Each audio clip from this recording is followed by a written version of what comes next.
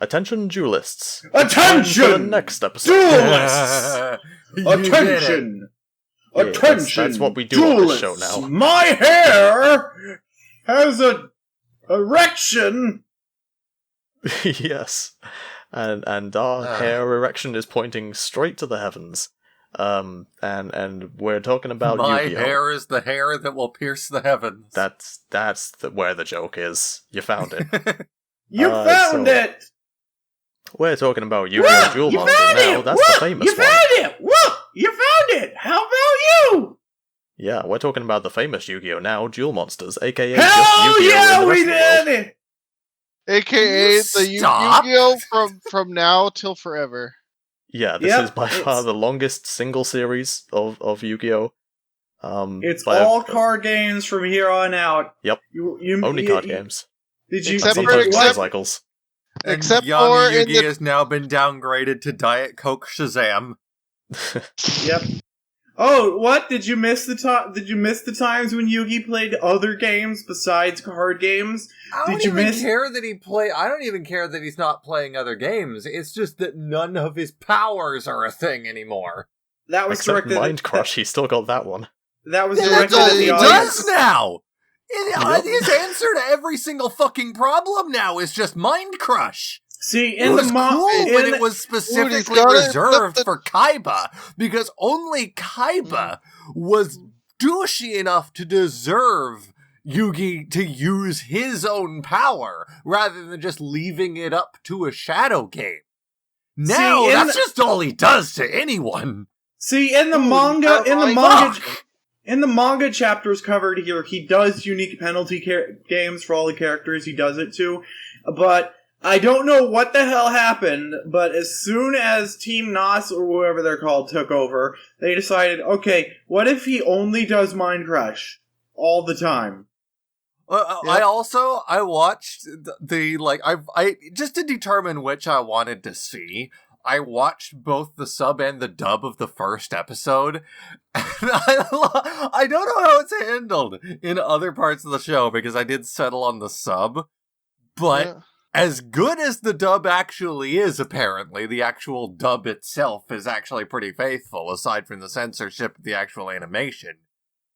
In that scene where he mind crushes Kaiba, he's just, in the dub, he's just like, you will know if you open your mind!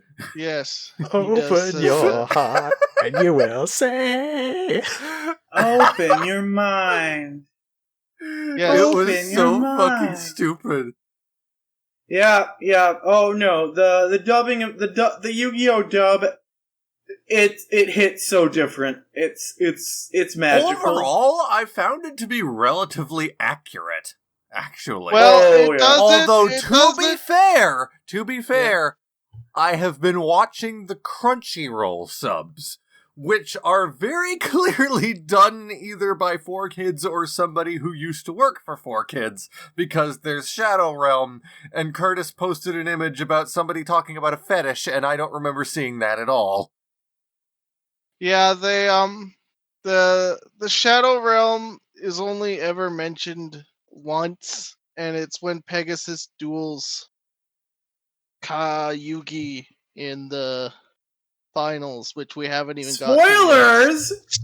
Spoilers, guys! Who's 20-year-old anime? Who's Pegasus? We haven't actually talked about the show yet. I don't even know who Kaiba is yet. I know who Kaiba is. He's that kid who is reading. Zox Spazura. Oh yeah, he was reading a book in the first episode, wasn't he? Yeah, it's the book with the title is the theme song to 2001: A Space Odyssey. And if I recall correctly, in the English version they scrubbed off the name. Yeah, they did.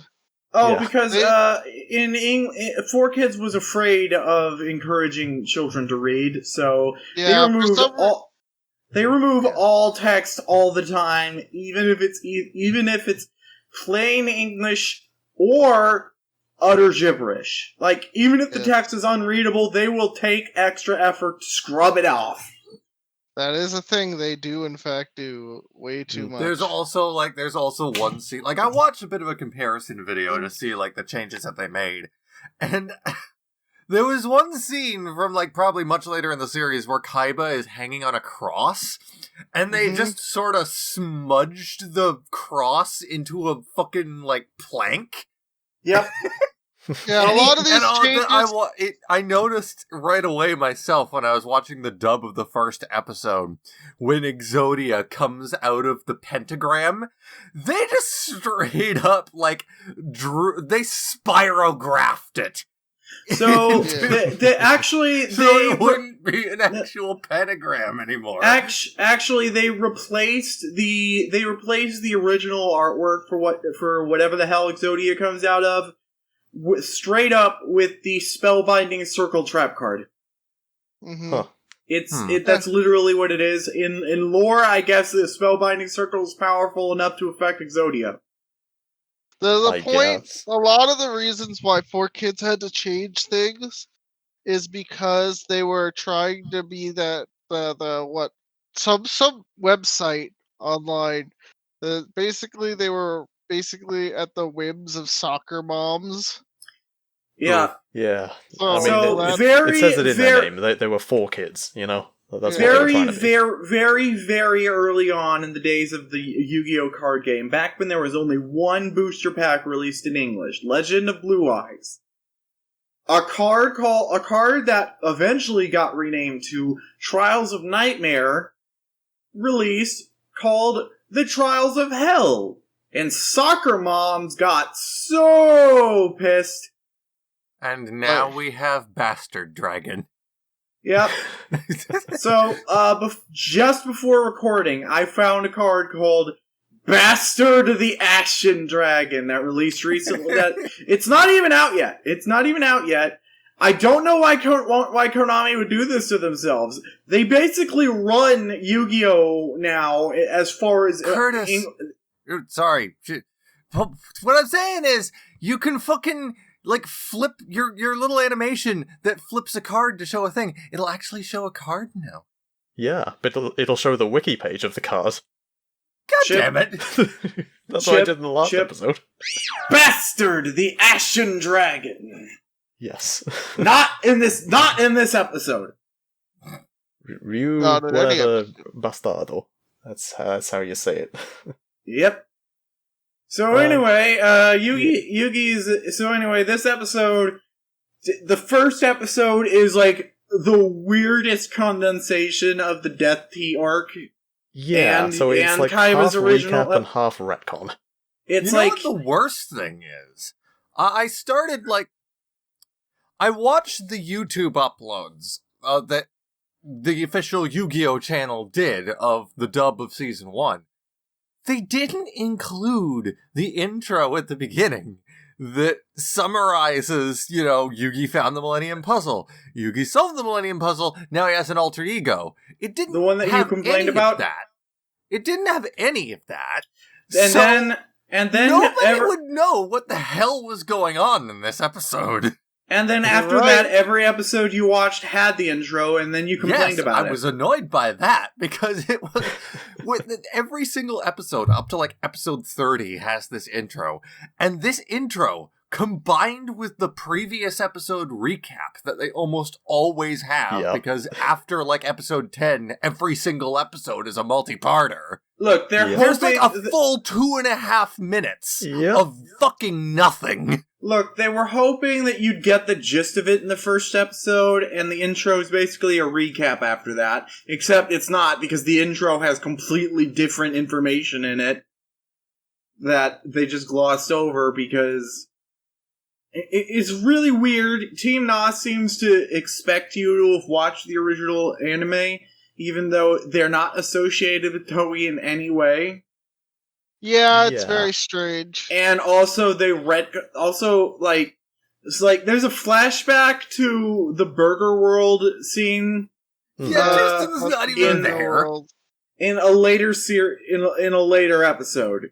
I'm talking about that because it's relevant now, Liam. We're not set to only talk about things in chronological order. We can talk about whatever we want. All I said was that Tristan isn't even there.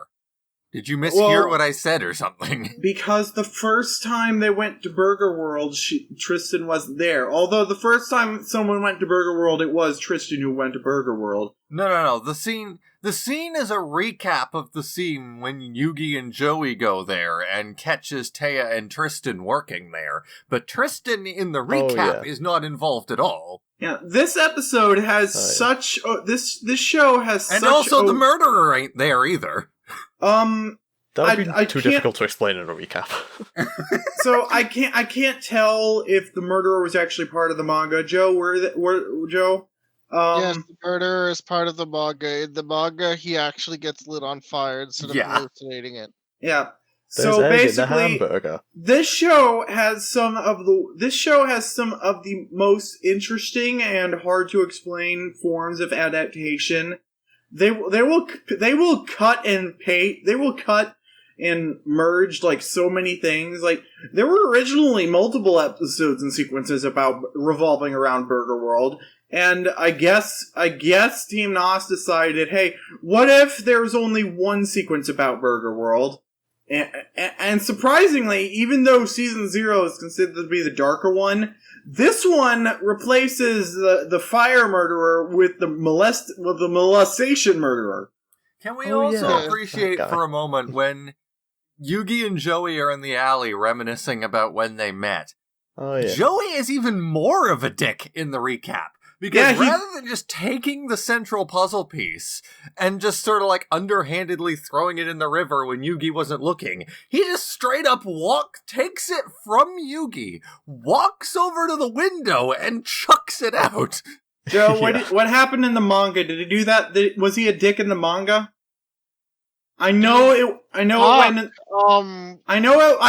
puzzle piece ended up in the river in the manga. I'm pretty sure it's like the first episode. You are asking me. I haven't read this shit in like 10 years. So I would probably say if anything is recapped in Duel Monsters, chances are more than likely that it actually happened closer to how Season 0 portrayed it. Yeah, Season 0, Season 0... It's almost certainly just an abridged version, so you could know that. Season 0 is also a very interesting interpretation of an adaptation. This is like so weird that they have flashbacks to episodes of the previous anime, but they portray events closer to the manga. But also, they make everything that wasn't about card games before about card games. I'm pretty sure when he plays the game of cards, I'm pretty sure when he plays the card game with the rapist in the manga, it's a poker deck of poker cards. Or it's at least not Duel Monsters. They do something similar where they in an episode that we'll get to next recording, a tarot happens, but it's Duel Monsters. Everything is Duel Monsters. And, like, they play a game of Dungeons and Dragons, but it's Duel Monsters. And, that is literally the name of the show. At the very least, that is topical, because the Thoth Tarot is Egyptian. Yep. And they play Dungeon and Dice Monsters, but it's just Duel Monsters. Again, Duel Monsters is literally the name of the show, so at least they're on brand. Just everything that wasn't card games before, now it's card games. Everything. Literally everything. All the time. The world revolves around card games. There is no other thing.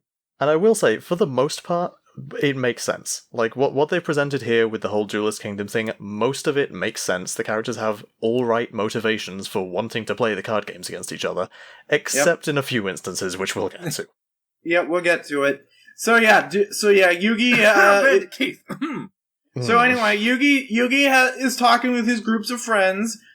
they're practicing playing card games with each other, and even though like I don't know how long it's been since Yugi made friends, but he's had these friends for a while, and he just suddenly brings it up with his friends.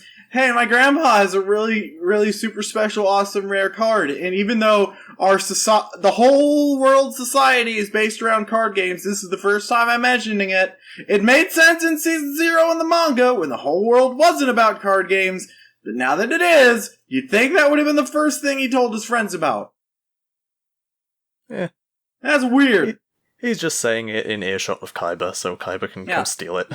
Yeah, in the original canon, it made like a sense. rare card. In the original canon, it made sense that he didn't that his grandpa's rare card wasn't the first thing he mentioned to his friends when he met them.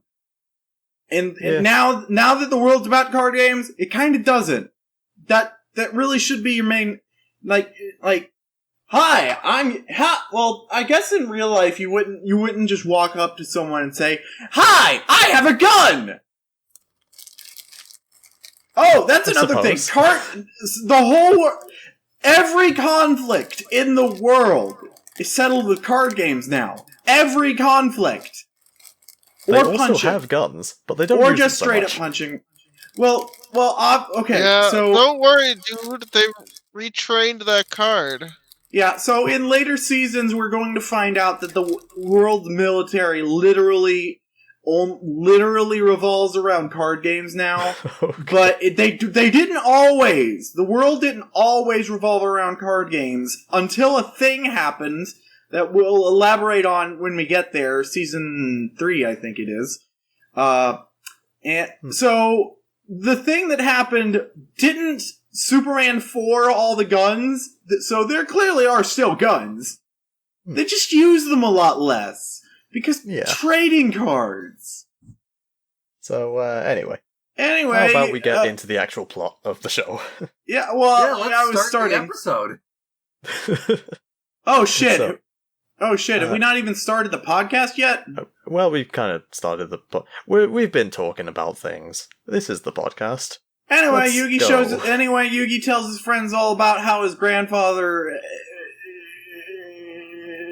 has card. Yes. And then Kaiba is reading card. I must have card. And then Kaiba is just there. He's like super fucking rich, and he goes to public school. And then he says, "Old man, I will buy card." Old man says, "No," and then Kaiba says, "Fine." And then walks away, and then comes back and steals it later. And also steals his grandfather.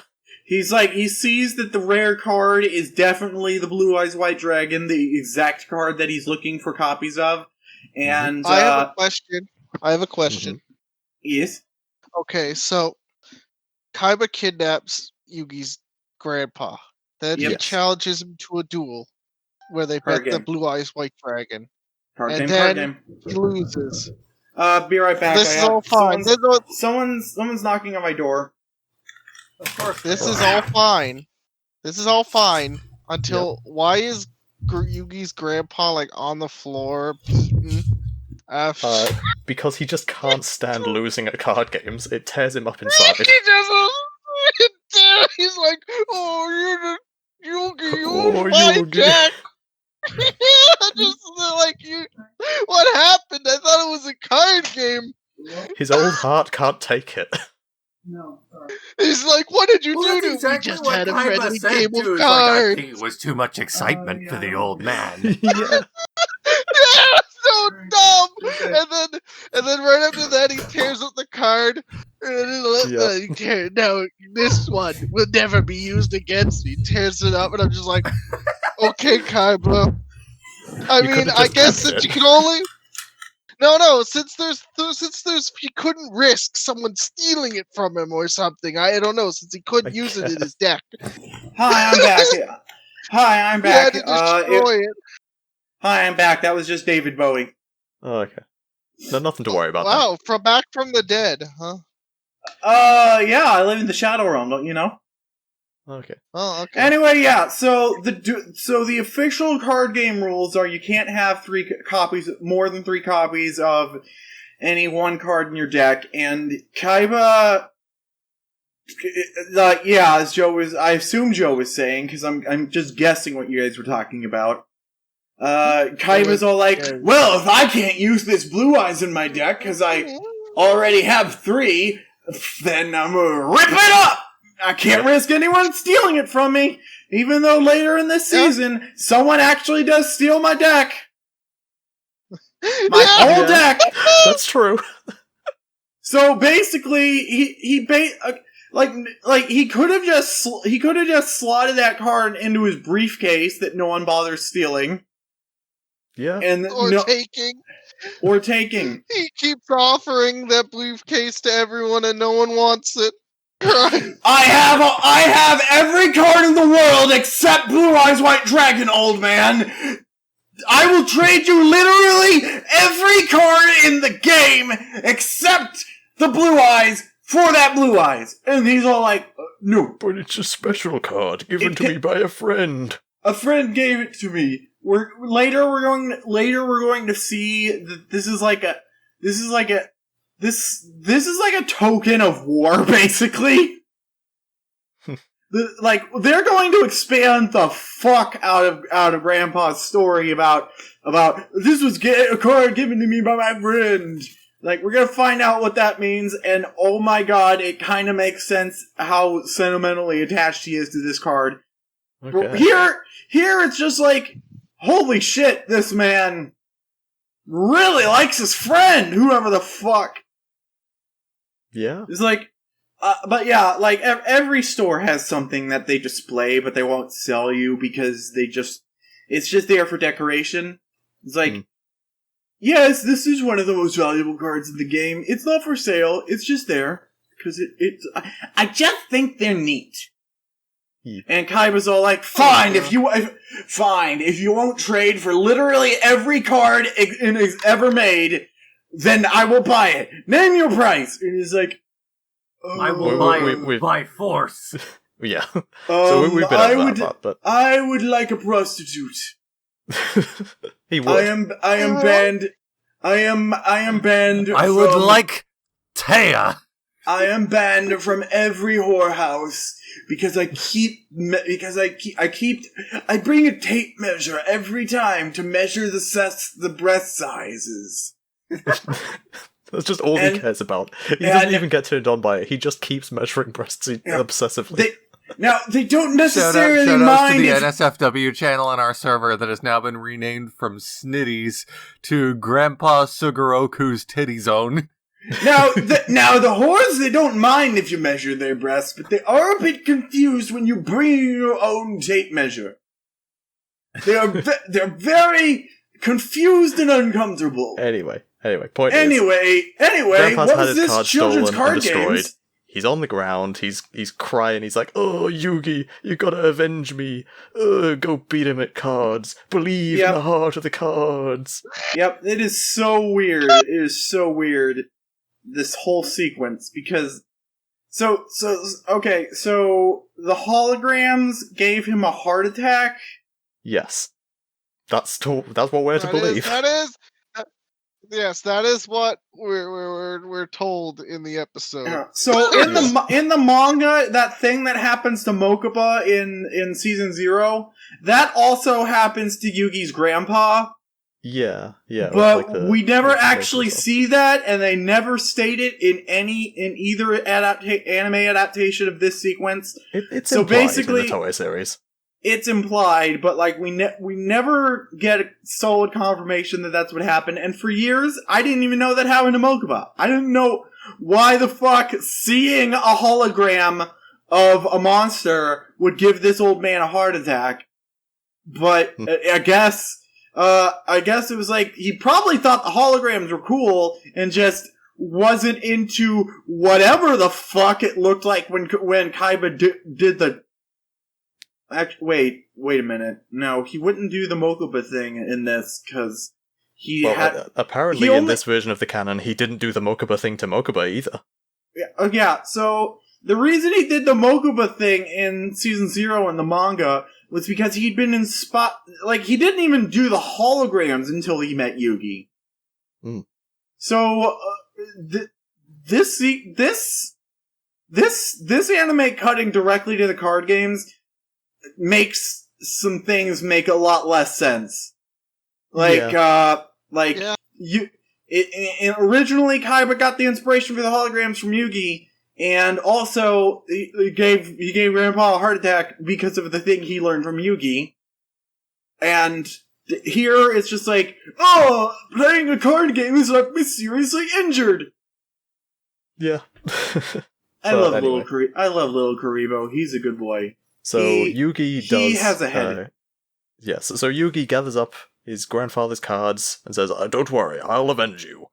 And then he does. Don't worry, I will avenge you with your own cards, even though you lost like a bitch. I'm sure I won't. With these exact same cards. How in the the power of friendship. Specifically in the dub, when Yugi undergoes his transformation, there's just this background voice that just screams, Yu-Gi-Oh! Like, what the fuck? Yeah. Why? No! They stopped doing that a couple episodes in.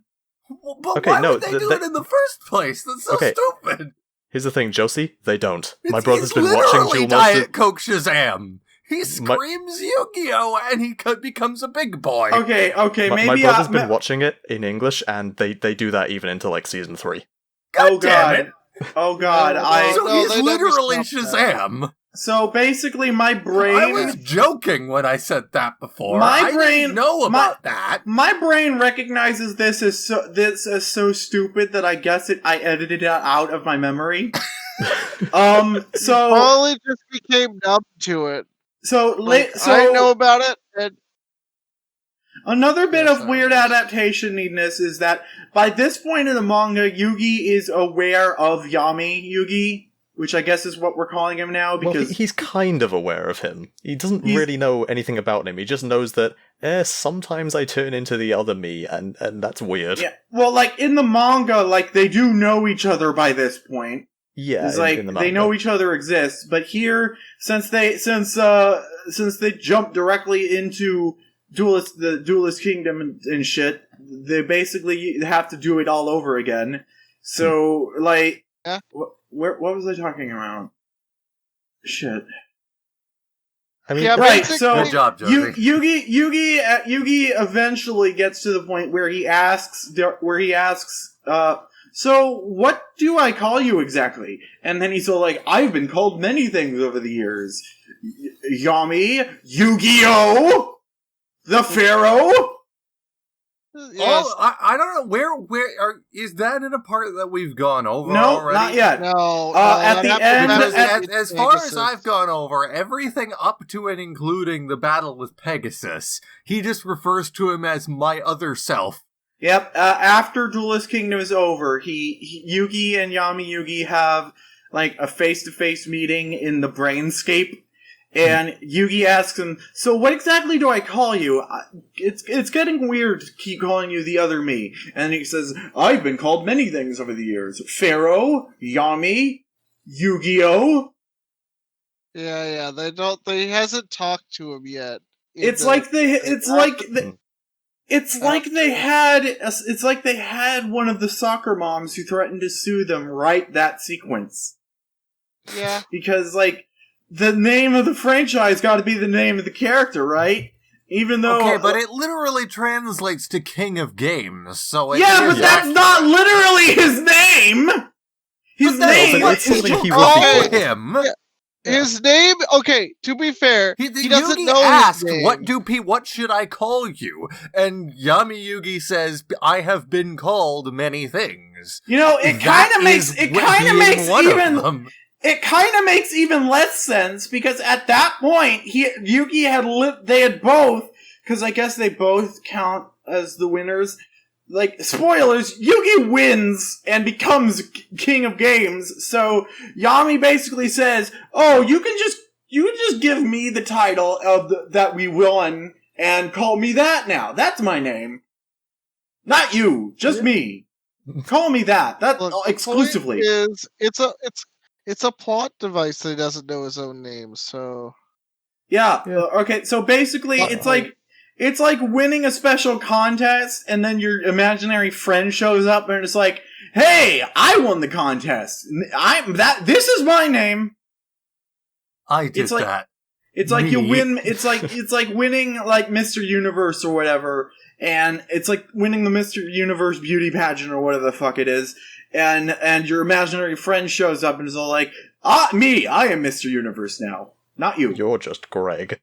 You're just. It's Anyway, so I weird that understood they never made a reference to the Mr. Universe beauty pageant. I keep calling it a beauty pageant. I don't know. That's basically what it is, right? Yeah, it's kind of. back. I guess in a way. Liam said, "Be right back. Let's all sit here twiddling our thumbs." Well, he also talks to David Bowie. David Bowie's just knocking on everyone's doors these days. He's a very busy man.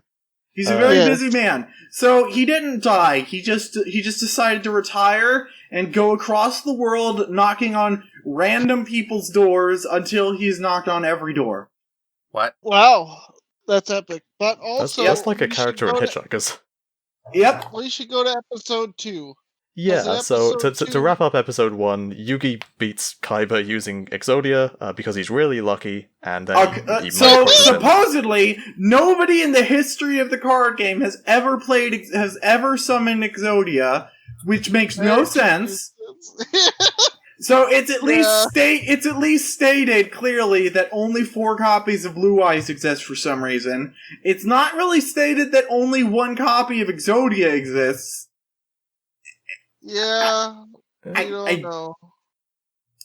4 Kids makes it 4 Kids makes it worse because we see someone else with copies of Exodia later on, and in the Japanese, Yugi says the cards are counterfeit, but in English, these cards are marked because 4 Kids doesn't want to acknowledge that it's possible to counterfeit cards.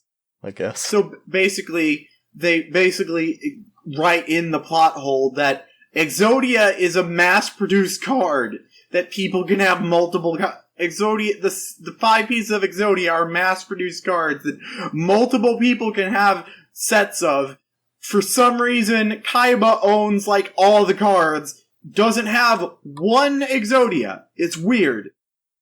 Yeah. Whatever. Anyway, Kaiba is so fucking flabbergasted that Yugi had the dumb luck of basically he's losing the game until the last second when he draws the exact card he needs.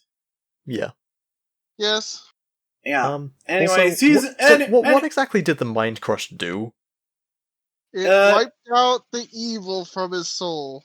But he's still a dick for the rest of the series. Yeah, but he's not evil. He's just a dick now. He's not kidnapping grandpas anymore. Yeah, I suppose. Basically, Yugi went in and did some major brain surgery and cut out the part of his brain that made him think that kidnapping people over card games was a good idea. He was a notorious grandpa kidnapper before this incident.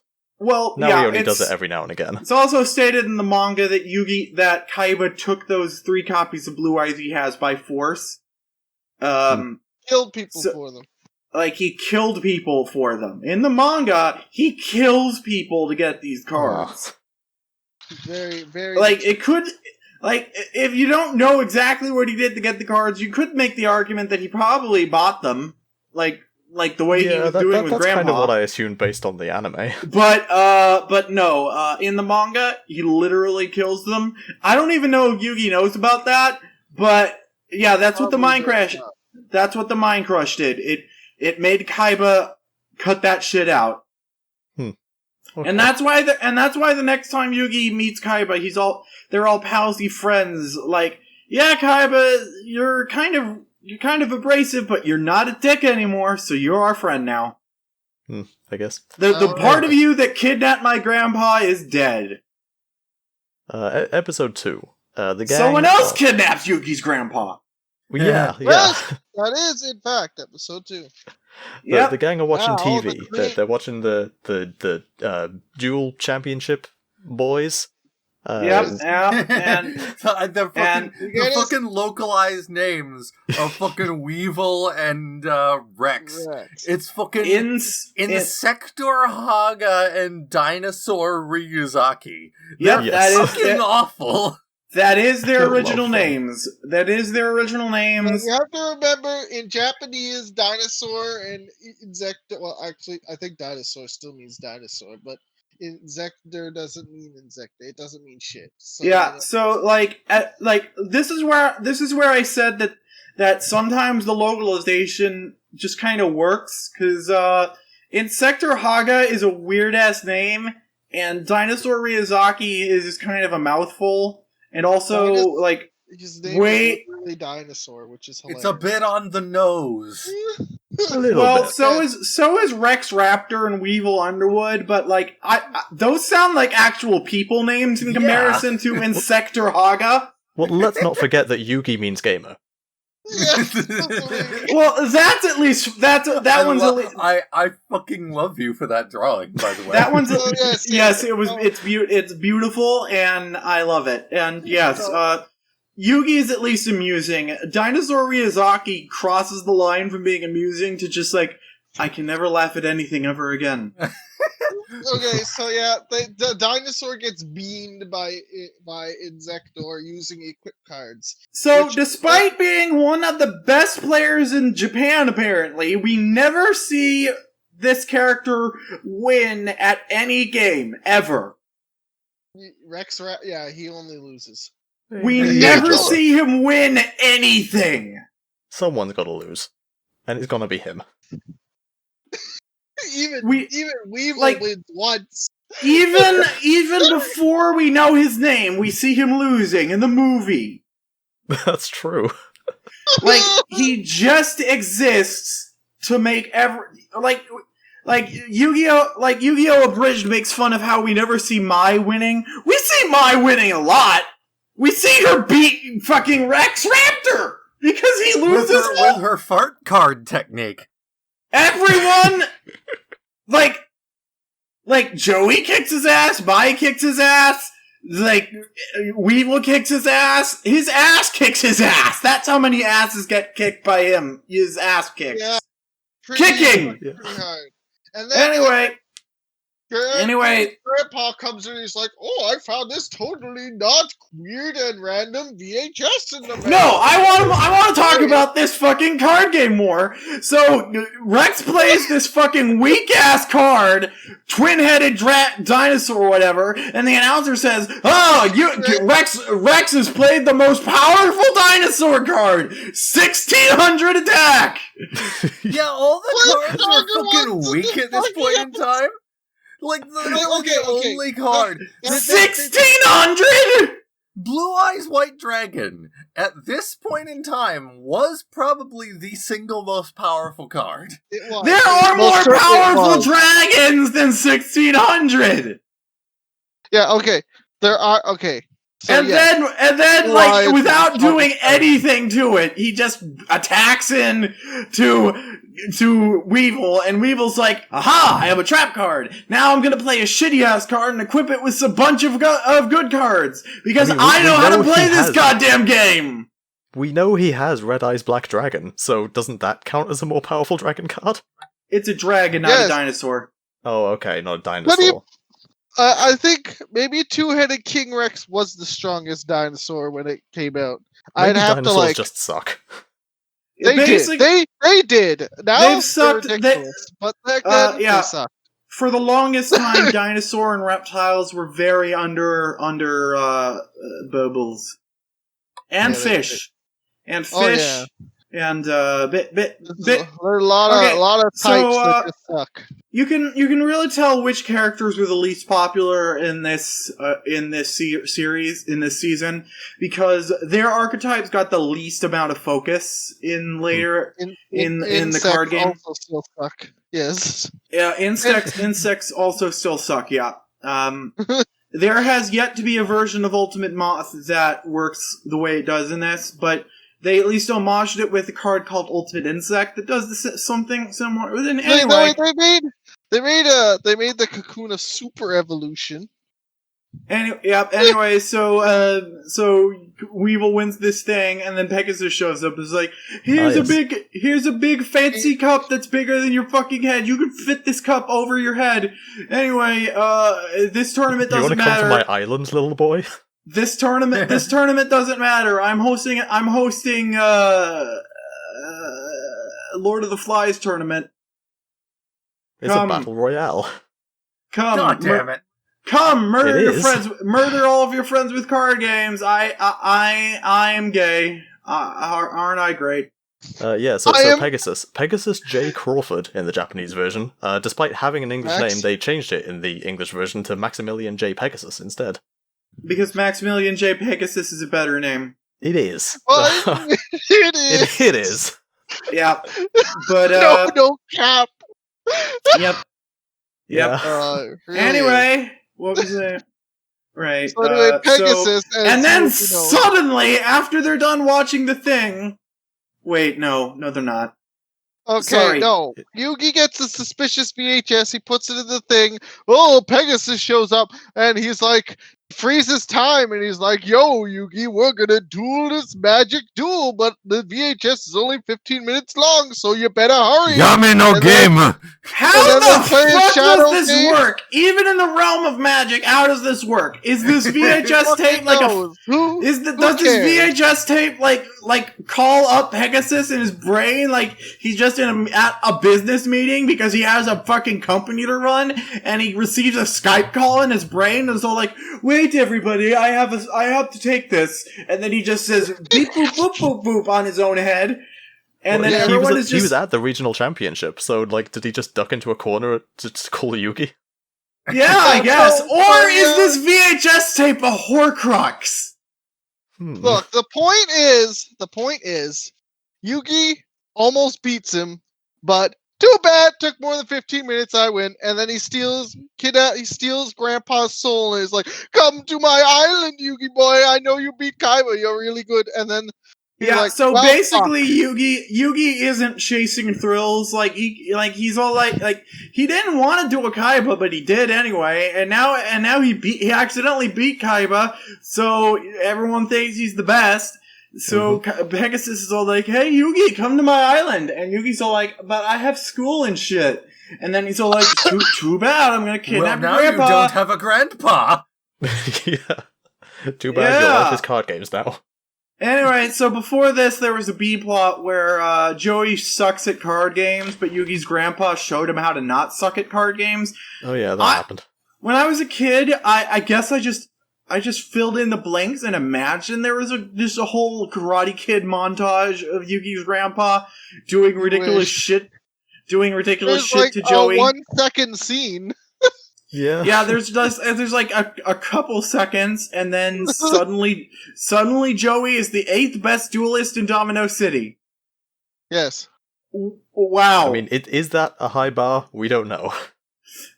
Considering that Rex Raptor is the 2nd best duelist in all of Japan officially, and he sucks.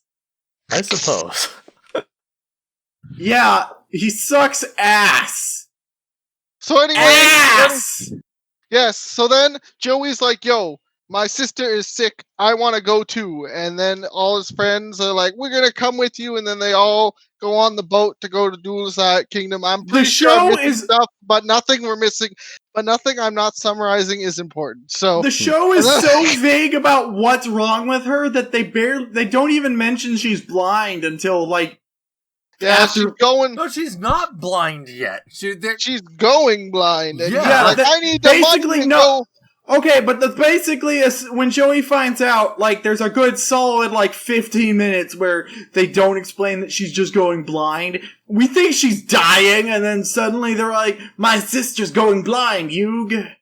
Yeah. Yeah. And then it's just like, oh, okay. And then they all stow away, and they all go to the thing. Weevil throws Exodia into the water, and then Joey tries to get it. Because Yugi is an overly trusting dickhead, and is all like, and Weevil Underwood is like, hey Yugi, can I see your cards? And But then don't worry, this is also the point in the series where Joey gets the only card that lets him win anything. Yeah, if Yugi was one of my friends when I was a kid, he would have been like, you can look with your eyes, you don't need to look with your hands. These cards are very important.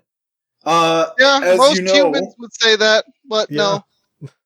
But yeah, this is where Yugi just for some reason is like, oh yeah, here's fucking Time Wizard. I don't need it. Yeah, he only ever uses that card once. Hold on, my skin is coming off. What? So then Joey tries to get the cards, but he can't because they're in a fucking boat in the ocean. And then ironically, I think if he had he managed to get 2 of them. So if he jumped in the second he saw Weevil throw those cards, he might have been able to get most of them. Yugi should sell the 2 pieces of Exodia he still has. Because Yugi's they're probably worth money. They're rare, right? Yeah, maybe that could pay for Soransi's surgery. He could sign them. And it's then, like, hey, these are the last 2 of the good cards. My duels Rex Raptor for her room, and she wins off screen because, of course, we couldn't see it. And This society is either so fucked up or so progressive. Like, there's this prostitute walking around in street attire and on this boat full of children, and nobody gives a shit. She's just a hot lady. She's not a prostitute. But she's dressed. She's just walking around this boat full of children with their titties hanging out, and nobody gives a shit. It's Japan, okay? Like this she society. leads Dinosaur Boy into his room and, straight up implies that she's gonna give him the sex. She basically says, "I'll do whatever you want, horny teenage boy." Yeah. Yeah, but no, she fucking loses. I mean, he fucking loses, and then oh god, that would have been interesting, wouldn't it? Oh yeah, the R-rated version. No, anyway. I'm sure there's a porn of it. Be right back. I gotta go tape my skin back on. I'm very sweaty. Okay. Well, so yeah. Then they make it to the island. Also, Taya and Tristan and Bakura is mysteriously there. Bakura, who, by the way, is just some random kid in this show because he's they just have a guy that they know. Yeah. That's all you need. Not even like one of their main friends. He's just a guy they know. Yeah. Bakura is to this series what Miho was to season 0. Kind of exists. Yeah. And then they make it on the island, and Yugi's just like, considering he was intended to be the final boss of the fucking series. Then they make it on the island, and Yugi's like, boy, I sure should duel some weak people to get some star chips. First person he duels is Weevil, because, yes. Oh yeah, also, Joey isn't supposed to be here, so Yugi just gives him one of his star chips. It's the darndest thing. The other day I got fused with a zombie elephant, and now I'm melting. Oh. Anyway, so only Yugi is invited to this tournament, and Yugi's and the Pegasus's bodyguards or henchmen or whatever are like, "Oh, you're not allowed on this boat, Yugi's friends." Even though Yugi is literally the only person Pegasus cares about. You'd think Pegasus would give him do whatever it takes to get Yugi to join the boat. Give the dumbasses a duel gauntlet. I don't care. Just do it. But apparently, no. They need to call Pegasus and make sure it's okay first. Which he says is okay because he wants Yugi to come to the fucking island. He should have said that to begin with. It's like, hey, I'm throwing this island. If you see a kid with the biggest hair, do whatever he says. Just if he wants you to suck his dick, suck his dick. Bend down, suck his dick. You can tell who he is because he looks like a main character. Now I can read his mind. I know he's not going to want you to suck his dick, but if he does, do it just in case. In fact, no. If he read Yugi's mind. He knew that he wouldn't come without his friends. Why didn't he invite them? I guess I have no idea. I guess because he wasn't able to read Yugi's mind until after he invited him to Duelist Kingdom. I guess. And then they had to leave for the boat that night, so I guess he didn't have time to invite Yugi's friends. I mean, Yugi didn't have enough time to get some more clothes, so... Yugi basically just wears his school uniform for the whole season. Even after he gets... It's so silly. He's like, I didn't have time to pack food because they're starving in, like, one of the episodes. Joey's like, I want to eat this mushroom. When I was watching the show, the first time I watched the show as a kid, week to week, one episode at a time, I thought they were on this island for fucking months. No, it's been 2 days. 2 days. Like, God, watching a show week to week and watching it all in 2 weeks is such a different experience. God, there are only like 4 duels. There are only like 4, 6, or whatever card games. Like, holy shit. Well, that's why I mention it's like after like episode like somewhere between 7 and 10, every single goddamn episode becomes a multi-parter. So between the recap and the intro, it's just like a full 2.5 minutes at the beginning of every episode. That's fucking nothing. Bitch, get used to it. Duelist Kingdom's gonna end with a 6-part duel, and then it's gonna get, and then there's gonna be 8 I'm on episode 45. I'm beyond Duelist Kingdom now. They're gonna be like 8-part duels in Battle City. Anyway, I just, so they make it to the island, and they do a Weevil. And Weevil is like, I'm going to run away like a bitch! And then he lures them to this plane. He's like, now my bugs get a field power bonus in the forest! Get used to field power bonus, by the way. Yes, and Yugi bullshits that as soon as you ran away from me like a bitch, I knew exactly what it meant. I knew you were luring me to this fucking... We gotta talk about the duel arenas. Area. We gotta talk about the duel arenas. What the fuck? Yeah, so it turns out every duel arena, depending on where its geographic location, gives bonuses to certain types. It's never I guess you can you can program that in spells before field spells.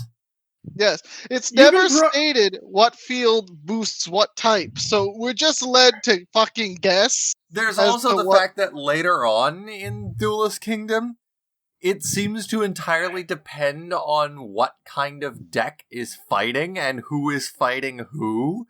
It's like you have like fucking Rex and Joey fighting, and the field is like split half and half into 2 different field types based specifically on their decks. Basically, that episode is so dumb because, like, on top of all that, he's just randomly out of nowhere, Rex, you forgot dinosaurs are weak to fire. They what? Yeah. Oh, see, it's because dinosaurs are cold-blooded, you see. The second best player in Japan, who based his entire deck around dinosaurs, forgot that they're weak to fire. It's so random. It just shows up out of nowhere. You're just like, in fact. Oh, and apparently all flying monsters are immune to ground-based attacks or something. Dude, that is the theme of this season. Like, this is you go what? Because it doesn't make any sense. The biggest what for me was just how ridiculously the series was clearly made before the rules of the actual game. Absolutely. Because you have Kaiba fighting people with 3 blue eyes white dragons at once. But apparently there's this limit where you can only attack once per turn. If this was playing on modern rules, Kaiba would have obliterated Yugi. Oh, and you can't attack players directly. Yep, that's the thing as well. So, like, Kazuki Takahashi was aware at this point that Duel Monsters was the most popular game in the manga. He was not aware that it would eventually be made into a real card game, and that eventually rules would have to be made. So he was basically just like, whatever's cool, I'm going to do it.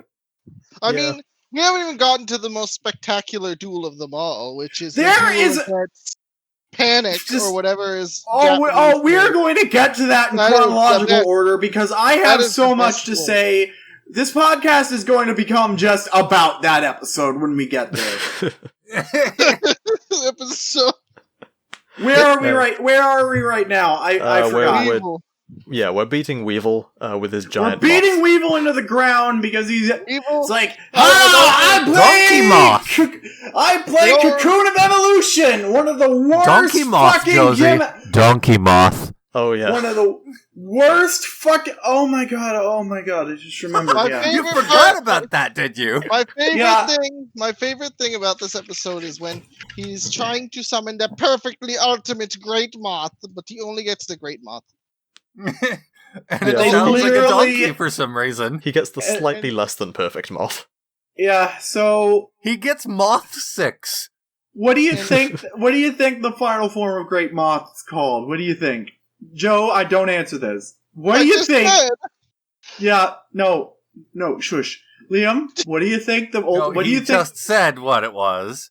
It was the title of the fucking episode, Josie. Yep, it was literally the title of the episode. Yep. Perfectly ultimate Great Moth. It's fucking ridiculous. Yeah. Perfectly ultimate Great Moth. And I like how in this game he summons it by equipping the cocoon to the larvae moth, while in real life, larvae moth is like the cocoon. Larvae moth is the worst card ever because you have to equip the petite moth with the cocoon of evolution for 2 turns to summon like a 500 Nilla. Okay, so basically, there's this weak ass card called Petite Moth that that card sucks so much that they completely just skipped over it in this anime. The Larva Moth is the first stage in the anime. It's the second stage in the actual card game, and it's ridiculous. And Cocoon of Evolution's a monster card for some reason. Yeah, and just like it's like so bad. It's so bad. Anyway, it's so bad. Like in sector Weevil Underwood's card sucks so much that at the time of release, insect armor with laser cannon. Wait, is that the card I'm thinking of? One of Weevil's equip cards took. It at the time of release had the longest gap between Japanese and English releases in the card game. 13 years! Oh, wow. It took them 13 years to get around to releasing it because it sucked so much that no one cared. Yeah, the only people who would be interested in it are collectors, which you think Konami would cater to more because they're the ones who pay the big bucks. Konami's not smart, guys. Konami's not smart, guys. I don't know if you're aware of this, but just because this is the franchise they fucking over the least doesn't mean that they aren't fucking it up. Anyway, Weevil's fucking done. And in the manga, okay, so here Yugi says, since I only have one star chip and you are a bitch, I'm gonna bet my life as a duelist, my deck. In the manga, he apparently literally bets his life, and Weevil's like, "You're gonna let me murder you? I'm all about that. That sounds awesome." Okay. Here, it's like, "Hey, do you want the deck that beat Kaiba? As far as you're aware, it only beat Kaiba because of Exodia, and you fucking threw it in the ocean. So this card deck is worthless to you, as far as you know. But do you want it? Star chips." Okay. Anyway, Yugi fucking wins because of course he does, and Joey takes takes the glove from Weevil. Yeah. And well, now they both let that glove go to waste. Yep, and now instead of evenly distributing the star chips, I guess they play fair, and Yugi now has 3, Joey still has 1, and a glove. Yeah. Anyway, next episode, everybody poops. Sure. I guess that's what they do. Do they just poop on the ground? What even is the Maybe? next episode? I don't even It- wait, is this when It's the Joey episode- Duel die? Yes. You know what? Let's just pretend that the next episode is about them looking for an outhouse. It's the one where Mai duels Joey, and she's got smelly cards. Maybe she pooped on them. Who knows? Yep, she's got smelly cards. She farted on them, And now she knows which is which just by smelling. yeah. So supposedly she sprayed perfume on all of them, and she's stinky. she's like a connoisseur and can identify every card in her deck by the specific scent of perfume. That somehow her nose is sensitive enough that she can tell what card is on the top of her deck. Like you would, if you sprayed perfume on all of your cards, you would be able to smell all the perfume all the time. But apparently her nose is sensitive enough that she can tell what order the cards are in. She's just that good.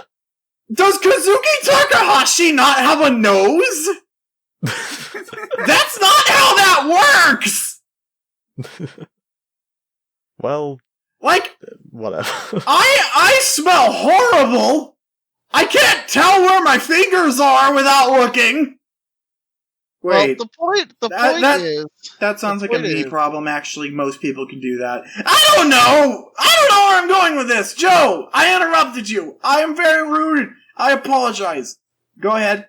okay, I was just gonna say, the point is, turns out Mai's entire deck strategy is entirely based on On mind games.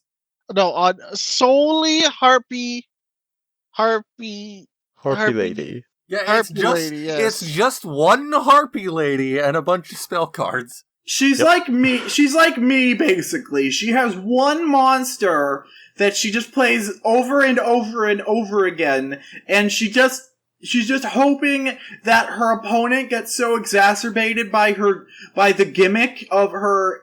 It's like, ooh, look at me, I'm psychic. I can predict what card I'm gonna draw. Ah, I just drew a Harpy Lady. Ah, gee, surprise, you drew another Harpy Lady. I couldn't have seen that coming. I don't think you understand.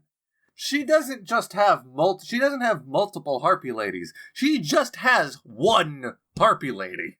That is correct. And I learned How that the this hell she manages to get through any battle? Because, it's like a 1 in 50 chance of drawing the card that her deck is based around. So in gameplay terminology, it's considered, if you draw a card that can summon a card from your deck, you basically just drew that card. But so- she doesn't have those. yeah, Oh, she does. She just always summons Presumably- She She spells. has Harpy lady. equip spells She- and trap cards. No, she presumably has more cards than we see. Than just the ones we see. I mean, think... she straight up says at a few points, like, if I lose my Harpy Lady, then yeah, I'm done. Like, Yeah. maybe No, she's being dramatic. I don't know. This is why we This is why we never see her at a tournament, because she's clearly not very good at this game. But in I season- learned. In Season 2, she expands her deck on an archetype with more than one monster card, but just here, no. We see a duel. We see her duel again later in the season, and the second, she's winning the duel, but someone kicks, destroys her Harpy Lady, and she's all like, "Well, I guess that's it then." Yeah, as far I as we're guess I'll concerned just right now, die. her entire deck is Harpy Lady and bondage gear. Harpy, Yes. Yep. Okay, I love I that later card. learned. I absolutely love that card. You know Yeah, what? I later You know learned. what? They changed they changed the name. They changed the name, but they also specifically removed the nipple spikes from the artwork. Yep. It's called bondage. Cyber bondage is what it's called. Yeah. In English, they just call it the cyber armor. hmm And they removed the nipple spikes for some reason. Oh, and then later on, I mean, you know what the reason is. Later on, they release a new card. There are plenty of characters in, video games and shit that have fucking, spikes on their tits. And nobody complains about that. Liam, titties aren't sexual if they don't have Yeah. nipples. Remember, they aren't trying to cater to the soccer moms. Anyway, Anyway, so that Konami releases a card later on called Cyber Harpy. That's just, what if Harpy Lady was equipped with cyber bondage? There, now we don't have to talk about cyber bondage anymore. Anyway, Joey kicks her ass with pure dumb luck because Yugi gave him, hey Joey, here's this card that I used in a fucking hardback book. Here's a card that I used in a book. I don't need it anymore because no one knows how to read. They all just watch anime now. One of the thing is, I now understand why all the Harpy cards all have the effect. This card is treated as being a Harpy Lady, and now I understand why. It's because they for this. Yep, it's because there's a shit ton of support cards for specifically Harpy Lady. Well, it's because Harpy Lady was the only card in my deck, so all the cards that are Harpies are now Harpy Lady. Yep. To this day, every single card in the because there are other Harpy Lady monsters now, but they all have to say in their card text, this card is treated as Harpy Lady when it's on the field. Well, some of them are just or graveyard. Some of them are just treated as Harpy Lady all the time. But yeah, like Cyber Harpy. Yeah, and Harpy Lady 1, 2, and 3. It's nonsense. It's pure nonsense. This whole thing. In season, Battle City is split up really weird. So this is the second half of season 3. We see a character who has no cards, who has no monster cards in his deck. Apparently, that's interesting. Huh. Yeah. So. But, so Joey plays the fucking Time Wizard. He doesn't really know what it does, but he's all like, Yugi gave me this card, and Yugi wouldn't steer me wrong. Thankfully, I guess this is like... Spin the dial of bullshit and see what happens. Well, see, no, they don't even spin the dial when he first summons the Time Wizard. It just works first go. Yeah. It's like the first one's free. Yeah. But you have to have his dragon cool and makes her Harpy Ladies old. You have to have a miniature panic attack every episode to use Time Wizard from now on. But right now it's fine. The math doesn't check out on doesn't Mai have like 1,400 life points? No, she has 2,000 life points. Her monster goes down to 1,300 attack. Joey's has 2,400 attacks. Wins. I thought that was strange too. The way I interpreted it as, in the actual card game, Time Wizard destroys monsters instead of reducing their attack points. So I interpreted it as, Harpy Lady's on the field and their attack is reduced to 0, and then Joey attacks. Wins, because otherwise the math doesn't check out there. Or what if we had canon that Mai always surrenders when her harpies are destroyed because of that thing we established already. She only has Harpy Lady. So retcon, headcanon. Joey doesn't take her life points to 0. She just surrenders because her harpies are dead. So now what's she gonna do? It's not like Monster Reborn is a card. Anyway, next episode. It's the fish boy. The fishing boy. What's his name in Japanese? I don't even remember. By the way, I just want to say... Mako Tsunami. I'll have to send wait, no, that's the English to version. put on... I'll have to send you the image to put on screen here, but there's this one scene where Pegasus is, like, in an earlier episode, where Pegasus is walking out to the balcony to introduce the people to Duelist Kingdom. The legs on this man... Good lord! His body is, like, half the length of his legs. Yeah, this sequence is so bad that it made me think they weren't using model sheets for this show. According to Chip, they were. Also, Taya calls Mai a pheromone-filled hussy. I mean, that's what she is. But, so I assume, like, in the manga there was, like, perspective going on, and Probably. like when Pegasus was walking, it was like at a low angle to make him look big and intimidating. They misinterpreted that because I guess this show needed to be produced very quickly. Because you can see where the corners were cut. Because again, the Season 0 movie was when the card game was made. Like, the card game was real at the time this anime was being produced. And they needed to get through Duelist Kingdom as quickly as possible so as to like, it's like, oh shit, the rules of this game make no sense. It's gonna really confuse people with this real card game that has rules that make more sense than none at all. So we gotta just rush through this as quickly as possible. So they take their time in later seasons because they don't have to rush to meet deadlines. But here you're just like, get through it as quickly as possible. Get through it. Yeah.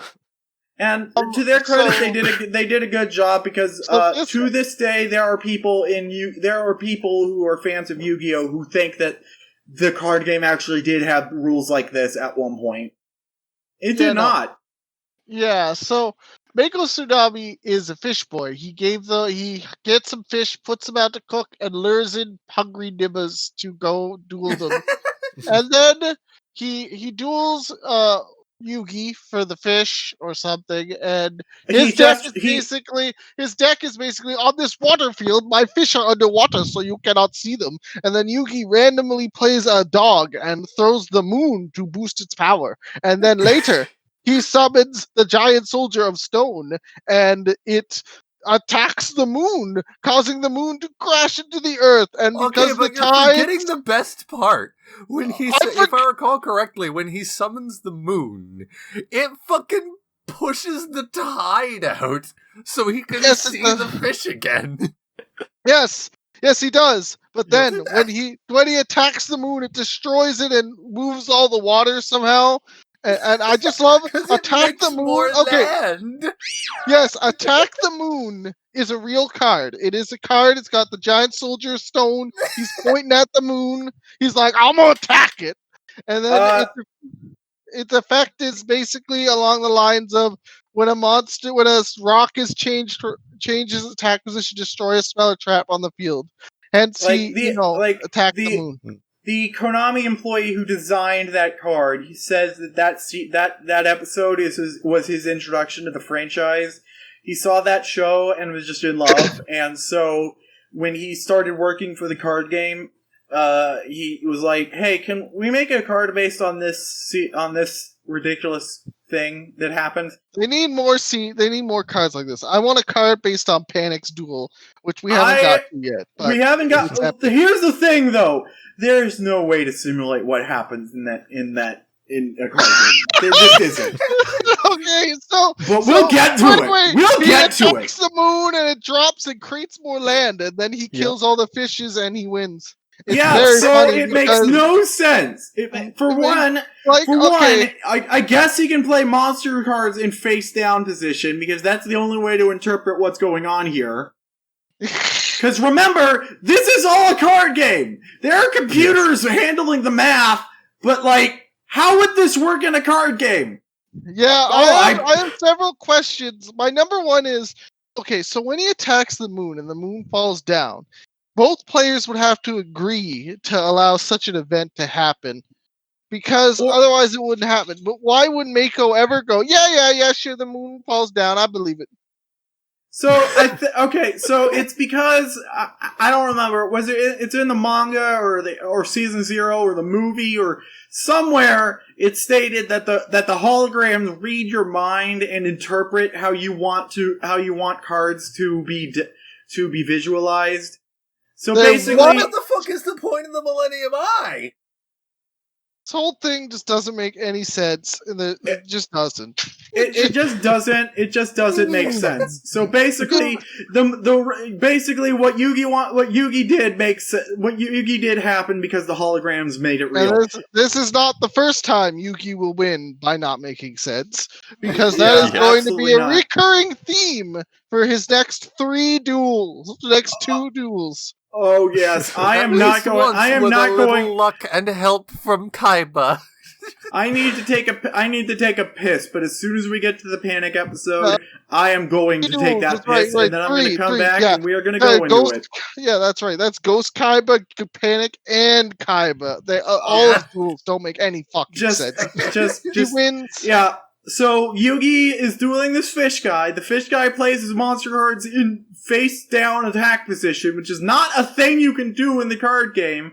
There was one card that let you do that, and they undid that, so it doesn't work like that anymore. And I guess Mako attacks his monsters. Yuki can't see their attack point, so he doesn't know how strong they are, but his life points go down. So in real life, if you tried to replicate this, you would just have to take your opponent's word for it. Like, yeah, my monster's stronger. Can I see it? No. I mean, look at it this way, too. Yugi's just bad at math. Because you can, especially with the current rules, only being able to attack once per turn, you could easily determine the amount of attack points that the monster has by how many life points you lose from its attack. It's real bad. So anyway, then Yugi plays Silver Fang, and that's equipment spell card. Yes. Yeah, but I just want to go over this. It's an equipment spell card. How does it affect the entire field? Why does it stay on the field after the monster it's equipped to is dead? Like, it's like if okay, so picture this. You're a swordsman, you pick up a sword, you die, the sword stays floating in the air. Because it's like the fucking Exotoa. Look, man, it's the moon. It's the moon. The moon is the Exotoa now! The moon is a Gundam! The moon is a Gundam! No, the moon is fucking... It's a transformer. Transformers! You know, in Armada, Unicron is the moon of Cybertron. Good. Yep, So good times. It all ties back. So like, Mystic Moon has nothing to do with water monsters at all, but apparently it makes the tides and are bad, and then Yugi has this rock monster, and the giant soldier stone, oh, he attacks the moon go bye-bye now, and for years and years and years, that made no sense. Then they released a card, attack the moon, we've been over this. Attack the moon doesn't even affect your own spell cards! You can't recreate this sequence with the card based on this sequence!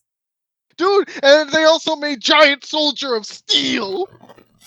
Yeah, they made a version of Giant Soldier of Stone with one of the gimmicks that we're not going to even be able to touch on for the next couple of years. Ixies. Yes. Apparently, though, canonically it seems, Ixies monsters come before Synchro monsters. Yes. Because, so, Konami conducts scripted duels at the halftime show at official Yu-Gi-Oh! Tournaments. You get to listen to to an audio drama and watch a duel of, characters in the anime. So, they keep consistent to the 10th anniversary movie in that Yugi has no idea what a Synchro monster is, because Kaiba is the only one who plays them from the Duel Monsters continuity. Apparently Pegasus plays Ixies monsters from the next series. It's weird. Everything's weird. Everything's Kaiba, Blue Eyes got synchros. And I'm trying to think, why would Kaiba play in Xyz? There's no... Exactly. Well, Kaiba doesn't play synchros. Kaiba plays synchros, Pegasus plays Ixies. Okay, well anyway, whatever. Anyway. What are we doing? We're Ixies! We're not Ixies! We're Duel Monsters! Let's go! Next episode! It's the part where a mysterious masked boy, who definitely isn't Mokuba, escapes from a tower.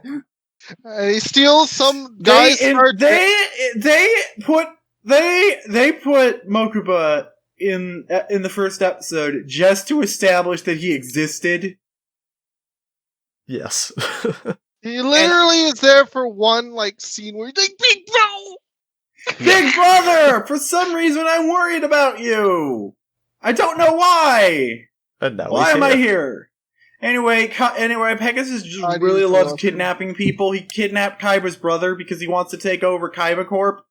And then we find out that the entire premise of bringing Yugi to Duelist Kingdom is just to use him as a pawn so the investors of Kaiba Corp will hand him the company. Yeah, Yes. so the shareholders are like, the head of the company lost a card game. So if you beat the guy who beat him in a card game, you're the boss now. You Yeah. are now our What? fearless leader. So these guys just like the direction that the world went into after Kaiba took over. They just no bullshit. They produced real ass weapons, and then Seto Kaiba took over, and now they only do card games. Card games and amusement parks. Yep. Yeah. So apparently these guys are like, well, I guess, yeah, this is a good direction for our company. We really like this. So they like the direction so apparently they just like the direction that Kaiba took the company in. They just don't like Kaiba. Yeah. Because now they want to sell the company to the guy who created the card game. So they clearly are leaning into the card game angle, but they don't like Kaiba. I don't get it. Okay, so obviously this is purely motivated by money. Yeah. But there's got to be more money in going back to firearms than sticking with card games. But whatever. Meanwhile, Kaiba is in his basement looking for the heart of the cards. Yeah, no, Kaiba has a beach house. It's actually a really nice place, and he's tinkering with his with a new invention that we don't know about what it is yet. Cough, dual yo-yo, cough. Yeah. And Kaiba's like, how could Yugi possibly beat me in a children's card game? And he thinks it's the most impressive thing in the world that Yugi just happened to draw a card. Kaiba! He beat you by pure luck! Get over it! But he can't get over it until he beats Yugi back. He's just gotta do it. But anyway, then some guys come to shoot him, I guess. Or point at him angrily if you're watching the English version. Yeah. Yeah, 4Kids really doesn't like guns. So some guys come in because I guess Pegasus isn't allowed to take over, hostile takeovers are a thing in business, especially publicly traded business, for some reason Kaiba Corp still is. You don't actually need Kaiba in order to take over the company, but Pegasus really wants to kidnap Kaiba. No, he just the thing loves is, kidnapping he needs kids. the documents that Kaiba and Mokuba hid away in order to finalize the transaction. That's true. They have the keys to the vault or whatever. It's so stupid. So Kaiba fucking jumps out the window. And I love that scene even more in the English version, because there is no threat. There's just these two men angrily pointing at him, and he jumps out the window. we are led to believe.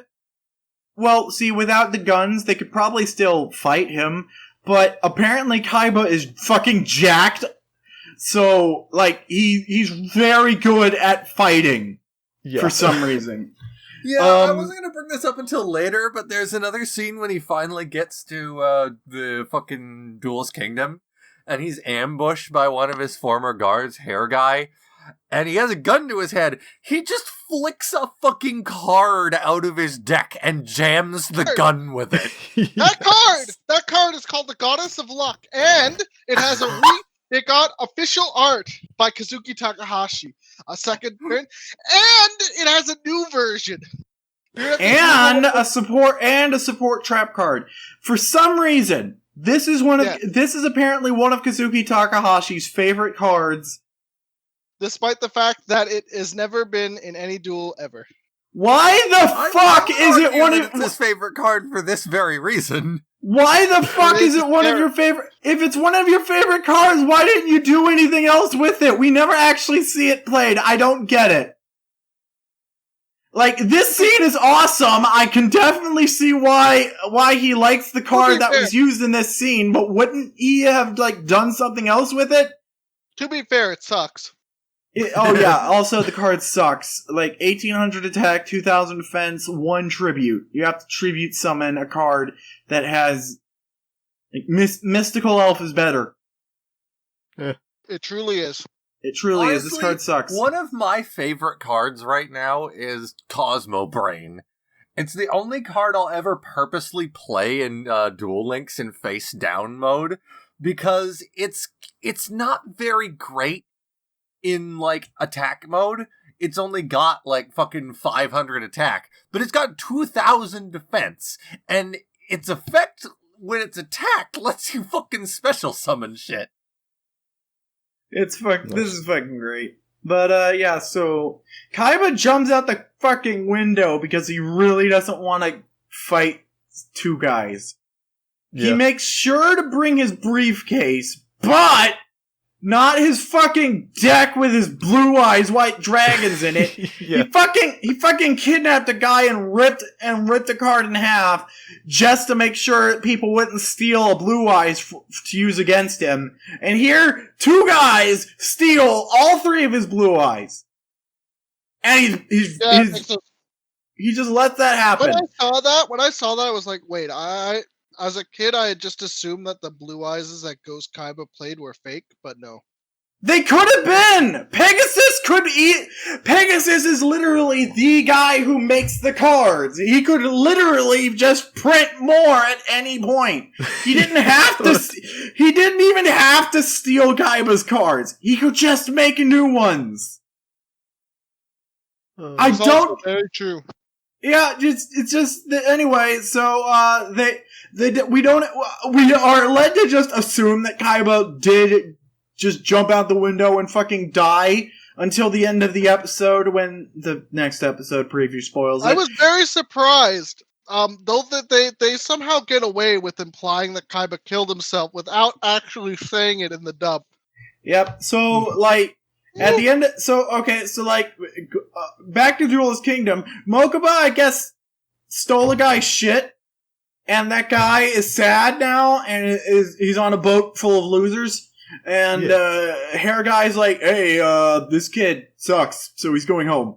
And then they're all like, no he doesn't, we're gonna fix it! And then he's all like, okay, you have 5 minutes. Oh no, we gotta go fast!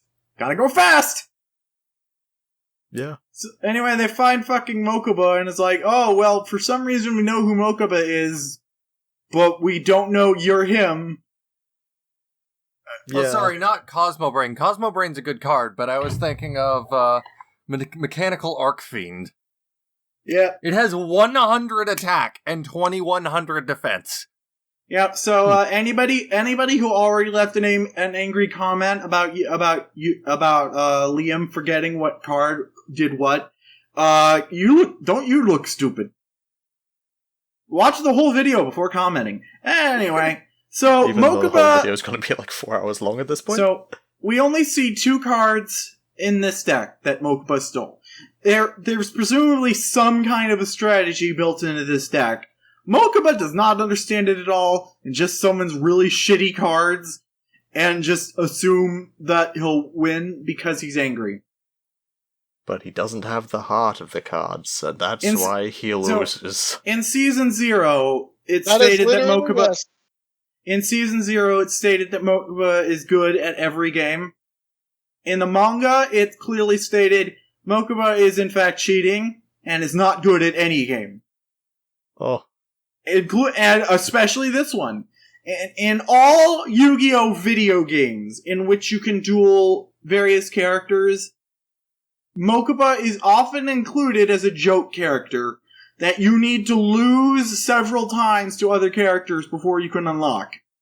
Oh. Usually you need to beat characters a certain amount of times before you unlock more characters. No, you have to lose to unlock Mokuba. Hey. That's like in, DMC where you lose enough, you get hard mode. I mean, easy mode. Easy mode. So in Stairway to the Destined Duel, my first Game Boy Advance game actually, at all. Mokuba, his strategy is he plays really shitty cards in attack mode.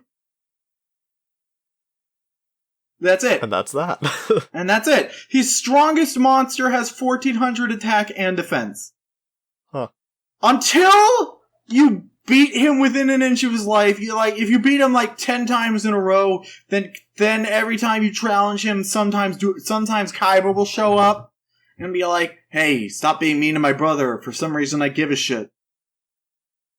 Yeah, and Kaiba gives a lot more of a shit in this series than he did in Season 0.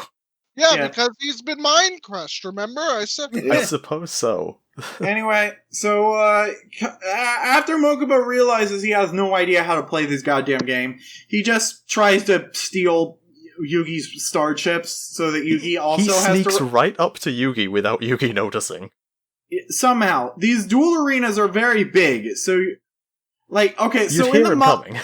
In the manga, these are duel boxes, from the Death Tea anime. These are all little enclosed room-sized boxes. Here, it makes no sense how Mokuba is able to sneak into the other side of the terminal and take some of Yugi's star chips. Mokuba's not even good at cheating. If I steal your star chips, you'll also have to leave, and then Pegasus won't be able to duel you, and everything will go back to normal. Oh yeah, that was his motivation. But he doesn't even steal all the star chips, Mokuba. That's not how the rules work. You don't leave the island if you only have 2 star chips. You start with 2 star chips. He's not even good at cheating. It's so sad. Anyway, they quickly convince him that he's being a little idiot. And, Mokuba, you have to believe in the heart of the cards. K. Yeah. Return the star chips on the cards. K. Yeah, pretty much. And so, but oh no, they only have 5 minutes. So they gotta run now, gotta run now, gotta go fast. Oh wait. Hair Guy was apparently just being a huge asshole and decided to send the boat off early. Mm-hmm. Because he's a dickhead. And then, this is amazing.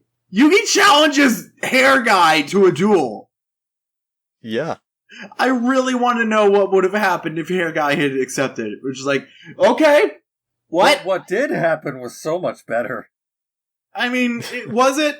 I mean, yes, it was. It was definitely.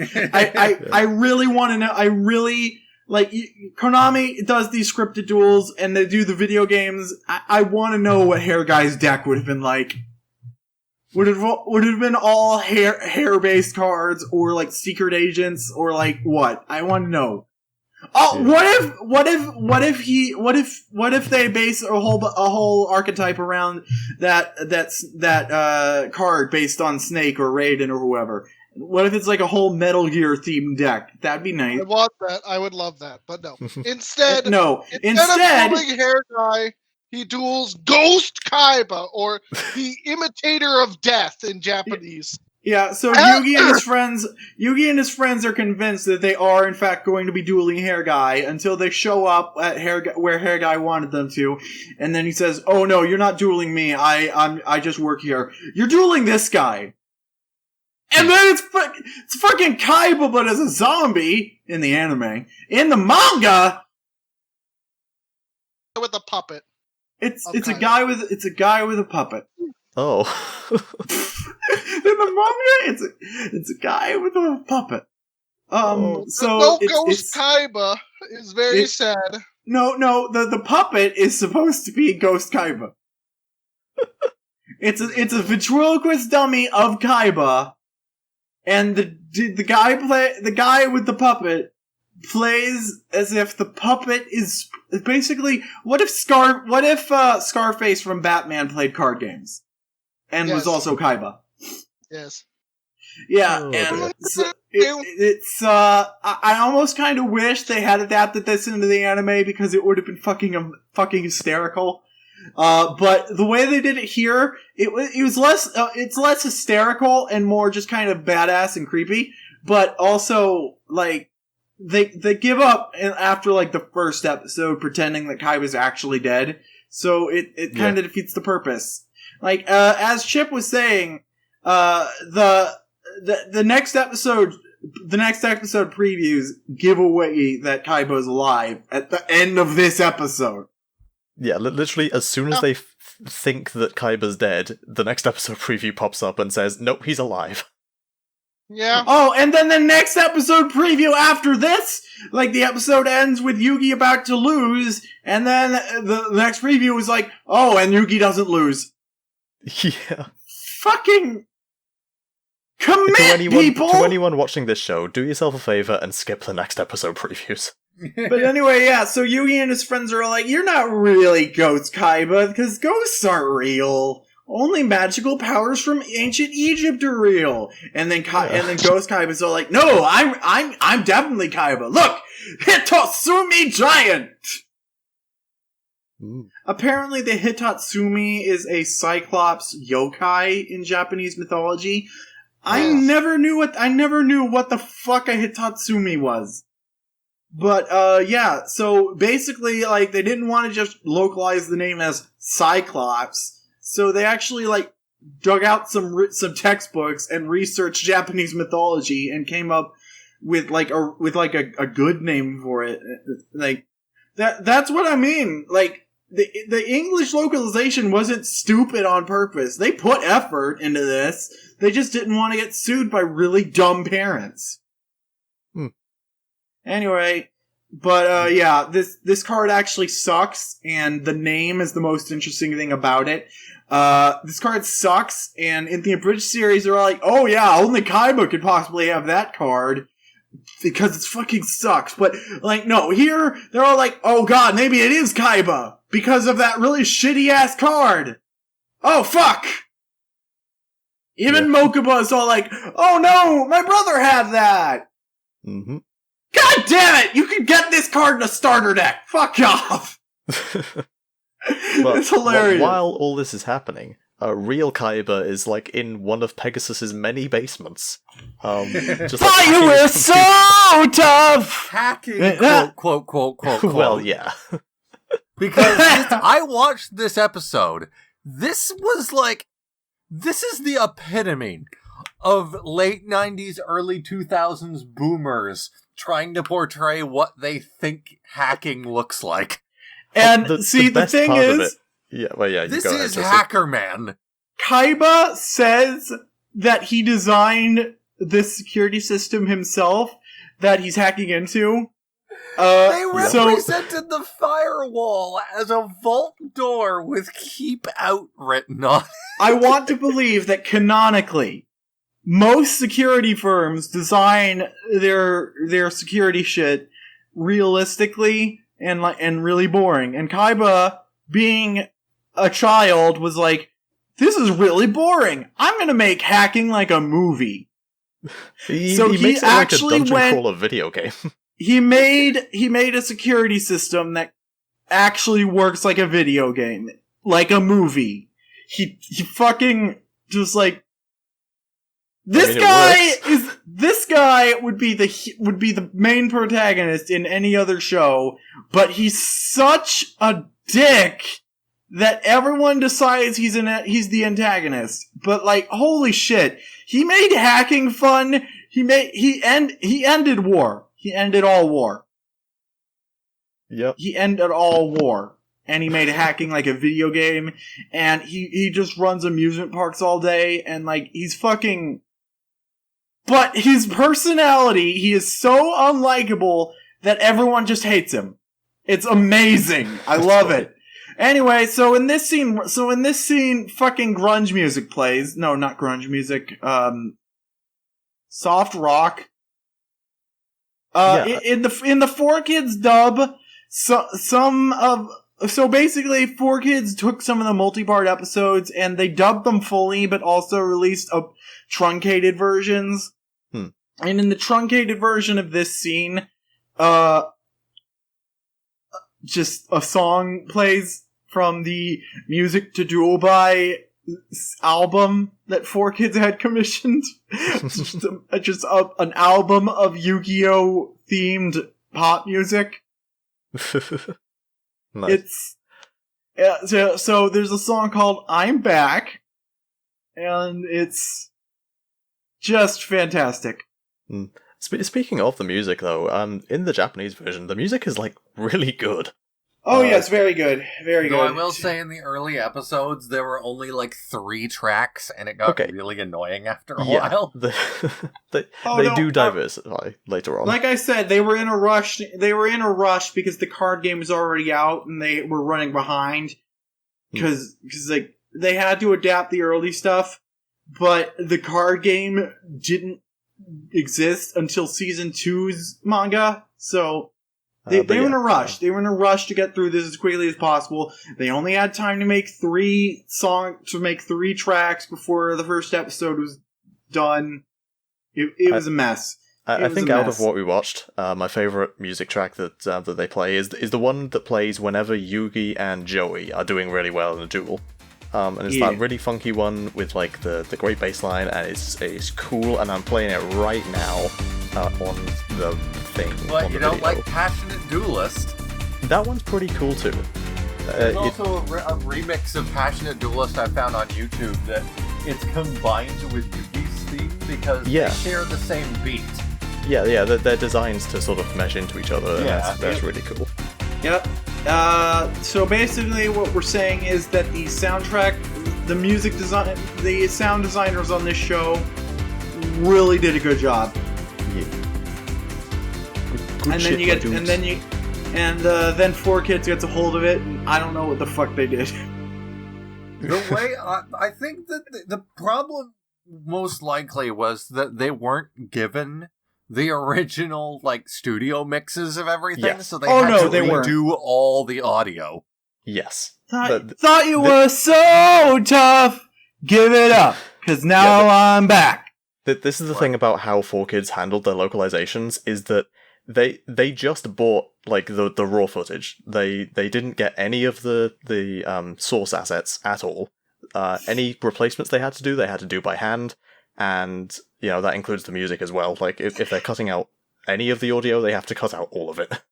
Kaiba's theme is called Duel Madness, and it has lyrics made by 4Kids, and it's ridiculous. I gotta hear that sometime. Duel Madness in my brain. You can stop that right now. That's how it goes, man. That's how it goes. Anyway, so Kaiba breaks into his own fucking house, and then he breaks into his own fucking security system, and then he breaks into the internet, and then he breaks into Alcatraz. I love when he's hijacking the satellite, and it physically has to zoom in on fucking Industrial Illusions headquarters in order to actually get into their existence. When I was a kid, I thought he was crashing the satellite into the building. That's what it looks like. That's what it looks like! Because again, Kaiba designed this security system to look like a movie! And this is what would happen in a movie. Yeah. It's great. I love it. Anyway, so Kaiba Kaiba is like, I don't know how Kaiba knows, but he's like, the Dark Magician is Yugi's favorite card. So if now that I have access to the Duelist Kingdom servers, I'm going to look for a duel terminal that has Dark Magician on the field. Yeah, well, at first he decides to look for Yugi, but then the computer says, no, Pegasus has blocked any searches with the word Yugi in them, so you're going to have to try something else. Okay, I'm going to look for the Dark Magician, and even though Yugi's the be peeping on Yugi. Even though Pegasus is probably well aware that nobody plays this card except Yugi, for some reason he did not include Dark Magician in those blacklisted searches. Yeah. Alright. But yeah, so Kaiba, I guess, decides that that's Yugi's favorite card. It is, but he doesn't know that. So what the hell? Especially since the only time Kaiba has seen Yugi duel in this series is with his grandfather's deck. Yeah. which Yeah, he is still sense. using. But Kind of. again, Kaiba doesn't know that. Kaiba doesn't know any of this. He actually thinks Kaiba.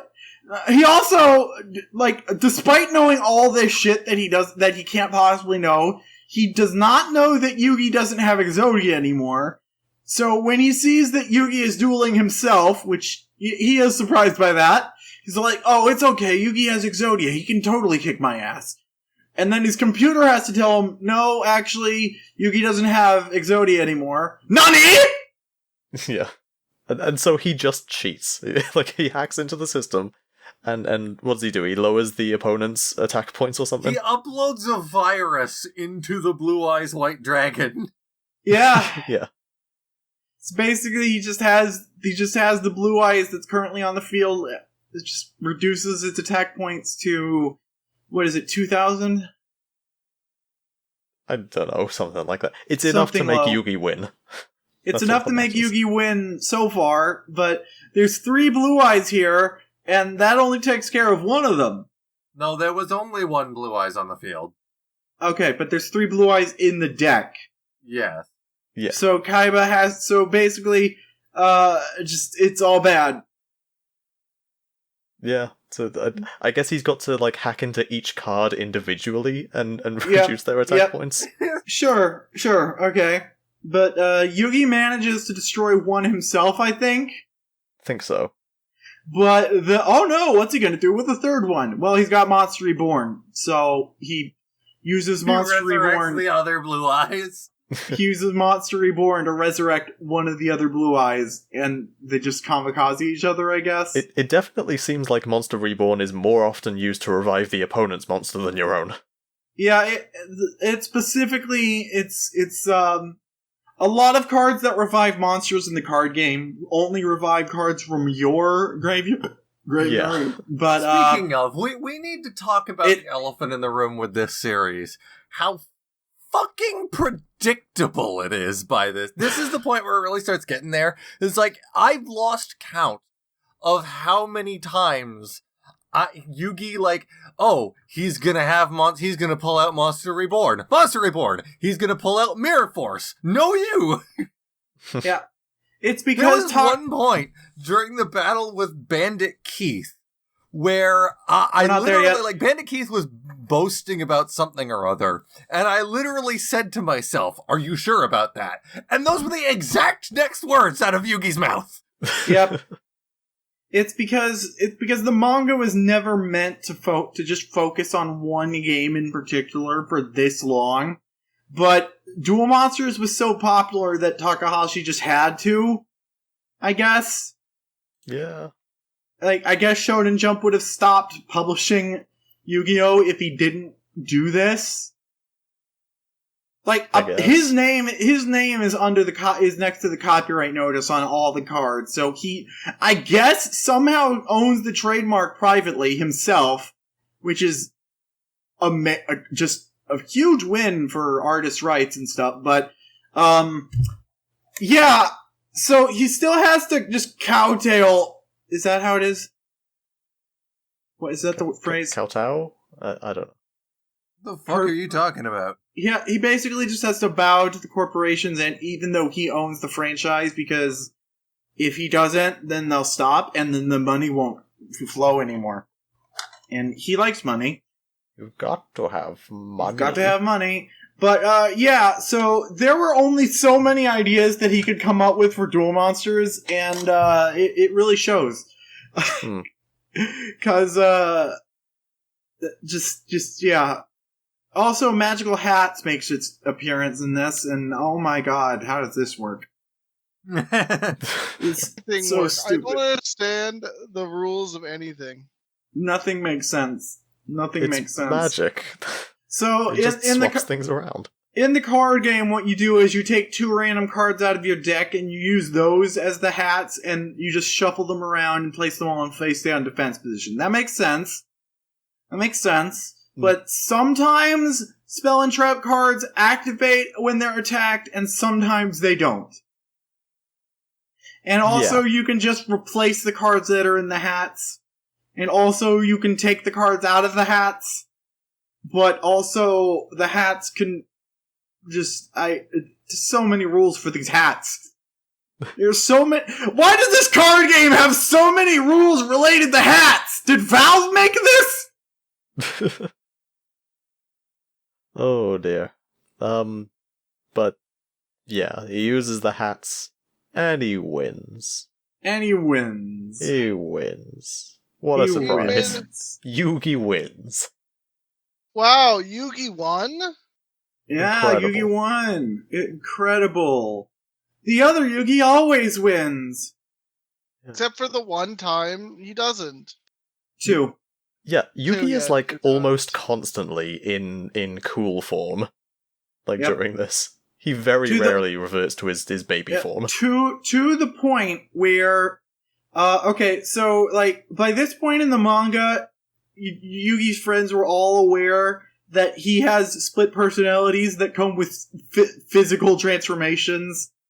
So Yugi Yugi changes between baby form and cool form so often that like they have to notice. They have to. Like he has spent as much time with them in both forms. But about near the last couple of episodes of what we watched this recording, they start adapting the story arc from that they skipped, where Yugi tells his friends about his Hulk transformation, and they're surprised, like, "Oh, I didn't know that." They're surprised, but they kind of just gloss over it. What about the episode where he changes right in front of all of you, and none of you bat an eye? Like, yeah, this is just a thing that happens. Yeah. Okay. Yeah, it's very strange. It doesn't make a lot of sense. Yeah, But Yeah. it's I figure- all. Yeah, it just. Yeah, again, Season 1 was adapted in a rush because Season 2 is when the actual promotion of the card game starts. Like, it's very awkward. It's very awkward to have something that is meant to be literally just a toy advertisement, but the toy advertisement doesn't start until Season 2. Yeah, it is weird how, like, this first season definitely feels like a toy advertisement, but most of the stuff in here isn't toys. Or wouldn't have been at the time. Oh, yeah, like, a lot of these cards do exist in the card game. They do not do what they do here, and some of them haven't even been released. I was very surprised to find out that the Model 1 Duel Disk never got an official toy. That's because it's extremely dangerous. I mean, yeah. I say get this why, speeding I'm just job- surprised. It is one of the least efficient ways to play a card game ever. I Compared love to it. compared to the dual terminals, it almost makes it. The dual terminals almost make sense compared to this thing. We'll get to that when we'll get to that when we get to we'll that. get to that. Yeah. So next is dinosaurs, if I recall correctly. Let's see. Maybe. I'm reading through the episode list here. The Dueling Monkey Friendship Power Barbarian 1 and 2. Yep, that's dinosaurs, alright. That's a mouthful of a title right there. Yeah. So, as it turns out, the first character in the franchise to play a Duel Monsters card plays Duel Monsters. Who would have thought? In the manga, Tristan is the first character to play a Duel Monsters card. He plays Zombie, a card which doesn't exist. It'd be neat if they released it. Like, they can't call it just straight up Zombie, but what if they named it, like, the first of many, and it has, an effect that multiplies it, because it's zombies, you see. That would be neat. Yeah. So But, yeah, fuck it, who cares?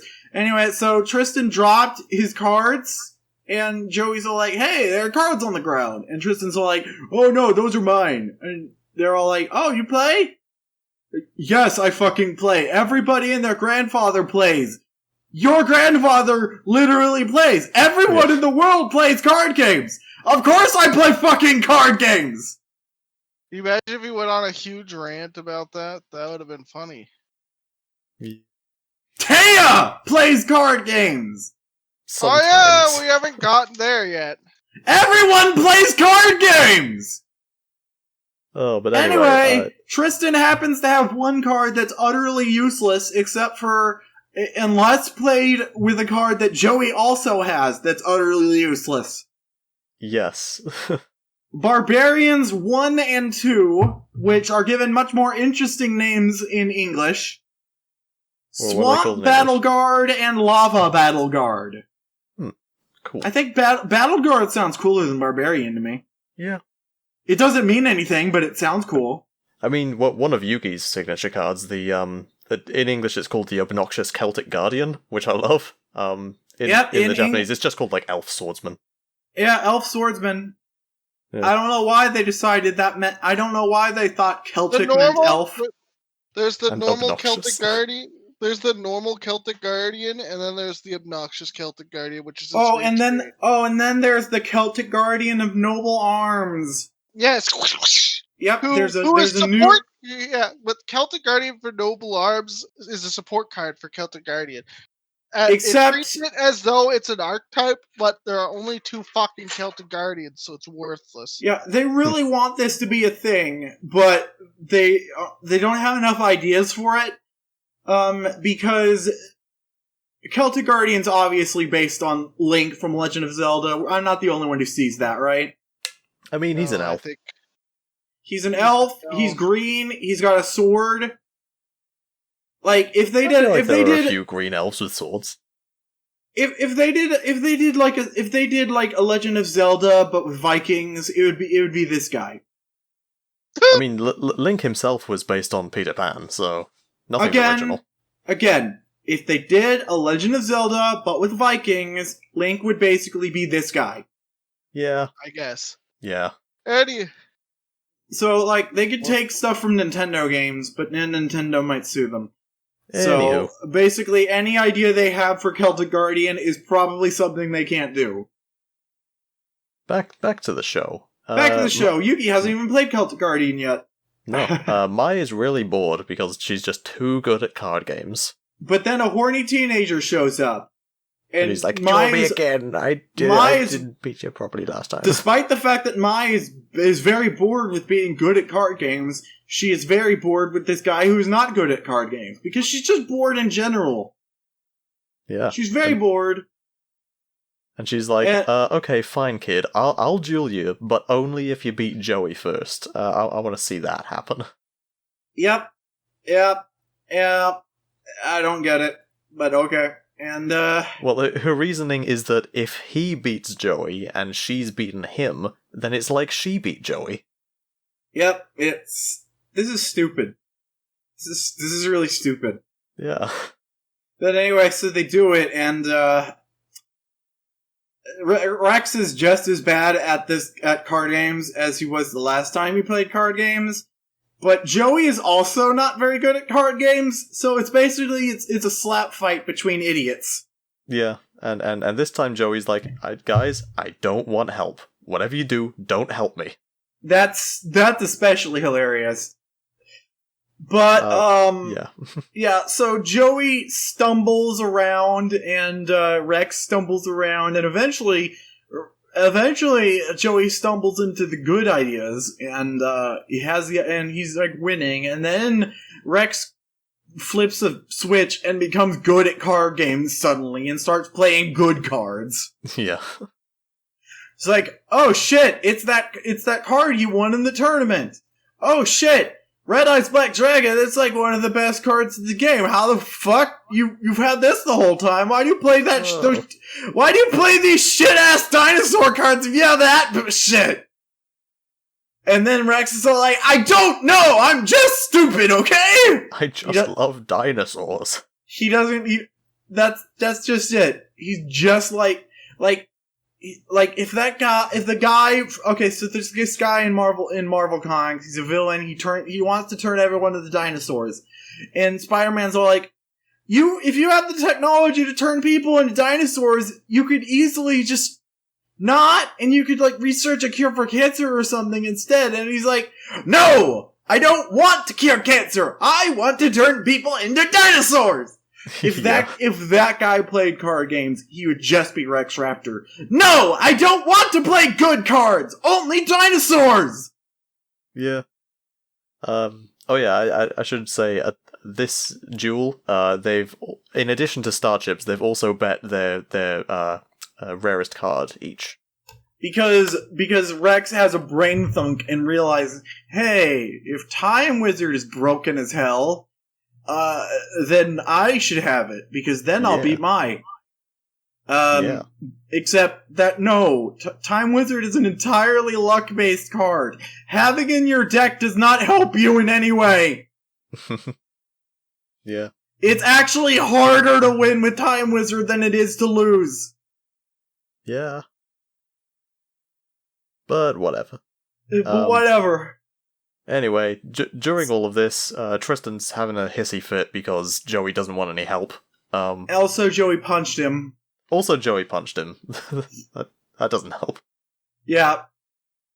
But, But since Yugi can't give motivational speeches today, he's like, well, good luck with that. I'm gonna go make Tristan's boo-boo make him feel better. Yeah. Which he does. Which he does. And then Tristan feels all better about it, and he's like, okay, I guess I'll cheer for Joey. Fine. And then as soon as Tristan shows up, Joey plays the Battle Guard cards, and then he's like, the power of friendship makes me good at card games. Yeah, the power of friendship gets me the good cards. And this is the point when Rex plays the Red Eyes. And then they're like, oh, fuck friendship! Friendship's not gonna help me here! And then he plays Time Wizard and is like, friendship helps me here! Yeah. Anyway, so, this is the point where they establish that Time Wizard has a roulette, that Time Wizard's power is a roulette wheel of time, not a, you instantly win if you play this card. Yeah. Yeah. For some reason in the card game, they made Time Wizard's effect a coin toss, even though it's clearly meant to be a 6-sided die. The wheel has 6 thingies on it. Yeah, I don't know what to say. I guess it doesn't matter, because if you look at the wheel, it is a 50-50 spread, so... Well, more or less. It also doesn't matter because no one plays Time Wizard and no one ever has. Fair enough. It truly sucks. Yeah, it sucks so much that they've released a new version of Time Wizard that just... Yes, it does. They did. I don't know why, but it's a fusion monster, so you still have to play Time Wizard in order to use it. Yes. It's so... Everything is weird all the time. Anyway, Joey wins with Time Wizard, and he takes Red Eyes and I guess Dragon Nails. In 4Kids... When they make that bet, it's like near the end of the duel, so like they have Time Wizard, Red Eyes, and Dragon Nails, an equip card on the field, and Rex says, "Hey, let's bet the cards we have on the field right now." 4Kids, just another weird example of 4Kids accidentally making the show better, because that makes it make more sense. Yeah. Dragon Nails has never been released in real life. They released a specific Red Eyes Black Dragon Union monster that functions like red nails, that functions like Dragon Nails. I guess that's fine. So you can equip it like a spell card from your hand to a Red Eyes monster. And it goes up 600 points. I think Dragon Nails is only ever equipped to Red Eyes in this, so that's fine. Yeah. Anyway. What's next? Camping! Oh, yes. Because it's nighttime and no one wants to play card games. So Mai shows up and is like, hungry. Mai shows up and is like, hey, you beat that kid I wanted to have sex with or something. So Mai shows up with her Pepsi. Yes. She fucking drinks Beppis. Yeah, she does. And she has like a fucking knapsack full of like food and snacks and shit, and even a portable shower for Taya, but only Taya. Oh yeah, fuck the guys. They don't need. Yeah, they don't need to shower. You think they Yeah. shower? Only the women I- need only the women I- need to shower. Guys don't shower. Yeah. Have you ever seen a guy shower? Women Exactly. just naturally smell nice. They don't need to shower. I don't get it.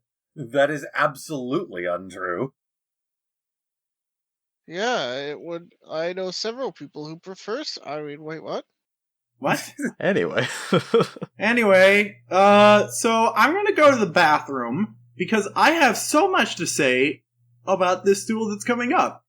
So, Okay. you we can made all- it to Panic, the Yep. best duel. I'm gonna go pee. You guys talk about the guy Who's the one with about the the guy shadow who field? is framed as about to molest mine, but it turns out he's just a weirdo. Okay, so yeah, well, before we get to Panic, we gotta talk about Baccarat. He's around, and he has yeah. a thing. He's got a ring, and it's evil. Hey, you remember that last that death that what was it called arc in the Monster- end of series? Thing, yeah. We're gonna do that again, but this time it's just going to be Duel Monsters. Yes. But now It'll the be guys are dual infinitely monsters. less Because interesting.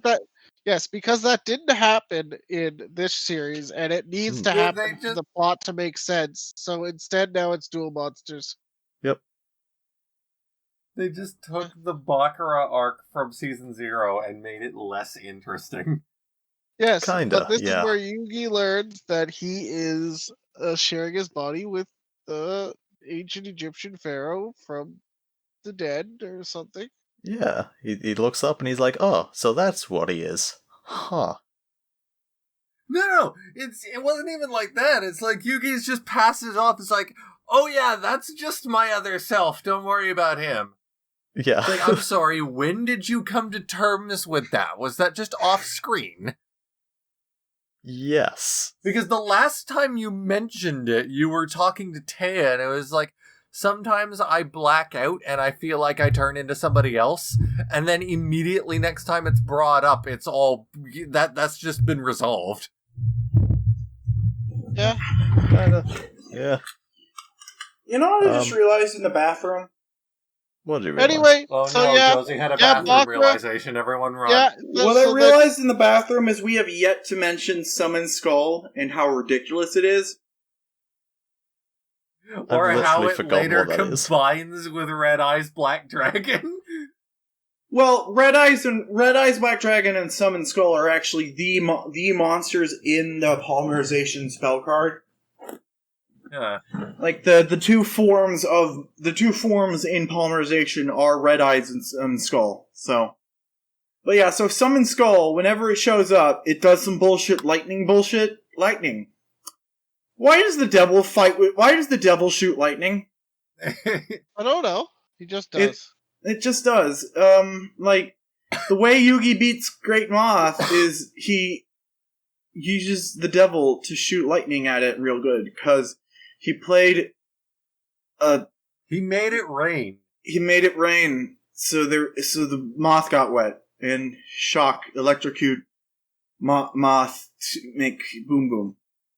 Anyway, so then yes, And then Baccarat gets- then he summoned the devil to shock Freaky Fish Guy's water Yeah. boys. And this thing's stupid. So yeah. Anyway, Baccarat gets sealed away again. This time in the graveyard instead of. Wait, Yes. what? We What- skipped over Panic entirely? No, Panic No. is That after was before Baccarat. Panic, Josie. Yes. Oh, right. Oh, fuck. Oh, yeah, this part. Oh, right, yeah. Okay. Yeah. And then Yeah. that's about it. I there's not much Yep. to say here because So, this yeah, shit they... is literally just the same shit except with Duel Monsters. Yep, So, like, this is- Yeah. I like Yeah. it. I find this to be a very interesting form of adaptation, actually.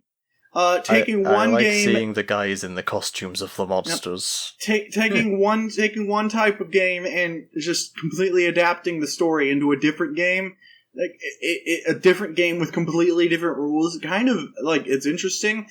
What's not interesting is that Cyber Commander has never been released in English. That is a real card. It has not been released in English. I don't know why Konami hasn't just thrown it out, because the only people that want it are fans of the anime. It's not a good card. It's not worth all the hype. Why are they taking so long? Huh. It's stupid. Anyway, but yeah, it's a really good episode. They did a good job. Pretty good, yeah. And the reason why Yugi can switch Bakura with Bakura in the Bakura bodies and stuff, it's because Bakura can do that, and the Millennium items can all do that. Yugi's all like, well, if he can do it because of his Millennium bullshit, then I can do it because of my Millennium bullshit. It makes sense. It makes sense. So they banish Bakura's spirit to the graveyard, where I'm sure we'll never see it again. Yep. Yeah, the Millennium items all have unique powers to their own, but all the Shadow Game bullshit, yeah, they can all do that. All of it. Yeah. All the shit that Pegasus has done so far, Yugi can do that. Really would. He used to. Except the mind reading part. Except that is the unique power of the Millennium Eye. Yes. Yeah. Anyway, so, and then a guy kidnaps Mai in a very molesty-looking way, and we're led to believe that he is going to molest her until Yugi meets him, and they were just playing a card game. Yeah. And apparently he is an asshole and likes to distract his opponents so they slip up by blasting fire at them. No, I think that was just a Yugi thing. No, he said he did it to Mai. Well, that sucks. Oh, also, and this guy's got, like, big gauntlets that can fit more star chips on them. Why do those exist? It's his job. So, yeah. I must have skipped over that. Yeah, so basically, they're guys hired to, that Pegasus hired to, weed out the competition. There's a limited number of starships. Why do you need this? Okay, so basically... I'm just imagining Pegasus hiring these people. Panic! Get the Flammenwerfer! Yeah, so if the Dual Imitator of Darkness, or the Player Killer of Darkness, or any of these people that Pegasus hired eliminate Yugi, I guess it counts as Pegasus dueling Yugi. They're like They're like subcontractors. And I am fully extrapolating that myself, because otherwise it makes no sense why Pegasus would hire people to duel Yugi for him. Maybe it's because he knows they'll lose, and he's just, like, testing Yugi's power, or something. I guess. But anyway, so this is another one of those fucking things where I guess he can play his monsters in face down attack position, which isn't a thing. You can put them in the field of darkness. It's because at night, all dark monsters get strong. Apparently, Panic didn't get the memo that Yugi's most powerful cards are all dark monsters. Huh. Good point. None of which he plays. Yeah. He plays Curse of Dragon, but in defense mode. Yes. Why? It's dark, Yugi! You'll get a boost! But would that be enough? I'm pretty sure some of Panic's cards are less powerful than Curse of Dragon. Look, it doesn't even matter. Who cares? He plays the Castle of Dark Illusions, which makes his dark monster stronger, even though that's not what it does in the fucking game, but whatever. Who cares? And it floats above them menacingly. Yes. So Yugi plays Swords of Revealing Light to stall them, and then Panic plays some spell that protects them. Yellow Luster Shield! Yes, and then Yugi plays fucking Catapult Turtle. Catapult Turtle! Yes. Fusion summon! The same thing Josie says, or fucking Joe says, is not making it any better. Yeah, Catapult Turtle! Or when but then he fusion summons Gaia the Dragon Champion with Curse of Dragon and Gaia. Yeah. And then he takes the catapult turtle and shoots the fucking castle, which only breaks its quote-unquote flotation ring because it's protected by the yellow whatever. Even though catapult turtle doesn't do this in the game, but who fucking cares? No, what happened was he shot it at the castle, and it broke the flotation ring, but it stayed up because of the the swords swords. revealing light. Yeah, the swords What are about revealing the light sword? or freezing it in place. So when they disappeared, the castle fell on the remaining monsters. And There killed is them all. And legit somehow the castle falling on the monsters took out his life points. This There needs to become a is- card. there This is needs to be a card. absolutely- Because I don't even know how you would convey this as a card, but it There needs is to be something. no way. There is no way you can simulate this in a card game. You Makes require no at sense. least a 2-dimensional simulation in order to do this. You want to know how many dimensions a card game has? Fucking 0. There are 0 dimensions. What are they? If they didn't have holograms, how would they do this? Would Panic have to stack his cards in a deck of cards, and Yugi would have to fling Dragon Champion at it? Because that would be hilarious. But you know what? You know what the best part is? Given Catapult Turtle's actual card effect, Yugi would have still won the duel.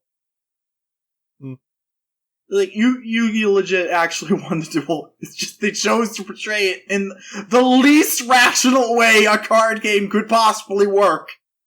Yeah. Because it's cool. Yeah. Rule of cool. It was cool. It was cool. So basically, what Dragon Champion, what Catapult Turtle does is it shoots you tribute a monster, and your opponent loses life points equal to half its attack. So Panic would have still lost here. It's neat. Anyway, this was the stupidest thing ever! It was. Anyway, and then Panic is like a pissy whiny baby, and is like, no, you can't beat me in a card game, I'm gonna set you on fire! And then Yugi's all like, nah, bitch! Magic time. And then Yugi does canonically the last penalty game in the series that he does.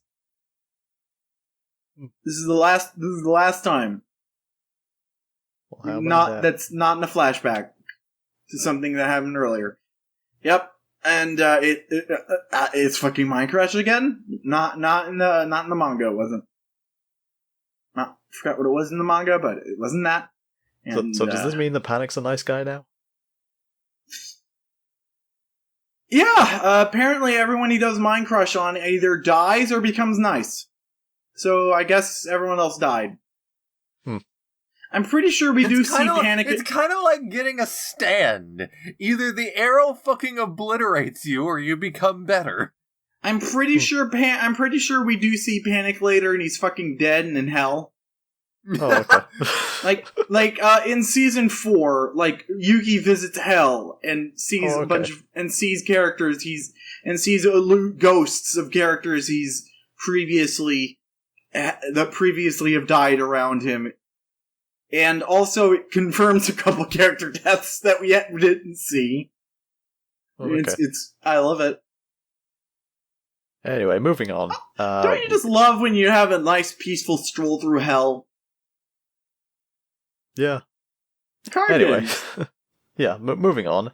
Kaiba's on the island now. Yep, Kaiba's on the island. It has he's a fucking got frisbees. helicopter. He's got what? He's got frisbees. Yeah, he's got frisbees. I call them the dual yo-yos because That's what more they accurate. are. Yeah. That's what they are. You wear a deck holder on your arm attached to a big ass yo-yo with hologram projectors on it, so that you don't need a big ass terminal that's already been built to play your card games on. You can just play card games anywhere, or you can just play card games without holograms. But you need the holograms. You just can't duel without the holograms. You just can't. I mean, okay, Kaiba's reasoning for this at least kind of makes sense. He thinks that Pegasus's, mind-reading ability relies on the fact that he can see his opponent, and so Kaiba thinks, well, if I make holograms in front of me, then he can't see me, so he can't read my mind. Yeah, Kaiba specifically... I'll combat your mind reading with yo-yos! Kaiba specifically designs it so that giant, big-ass holograms of the backs of the cards in your hand are projected in front of you, so you can't see your opponent's face. Yeah. Basically, Kaiba invented card game yo-yos because because he doesn't have a good poker face. He could just wear a mask. He could just practice his goddamn poker face! Or, topical, he could just wear a mask. Yeah. Put your goddamn mask on, you fucking rich billionaire fuckwad. Nope, gotta have holograms. Nope, gotta have holograms. I'll take my $1 trillion government subsidy.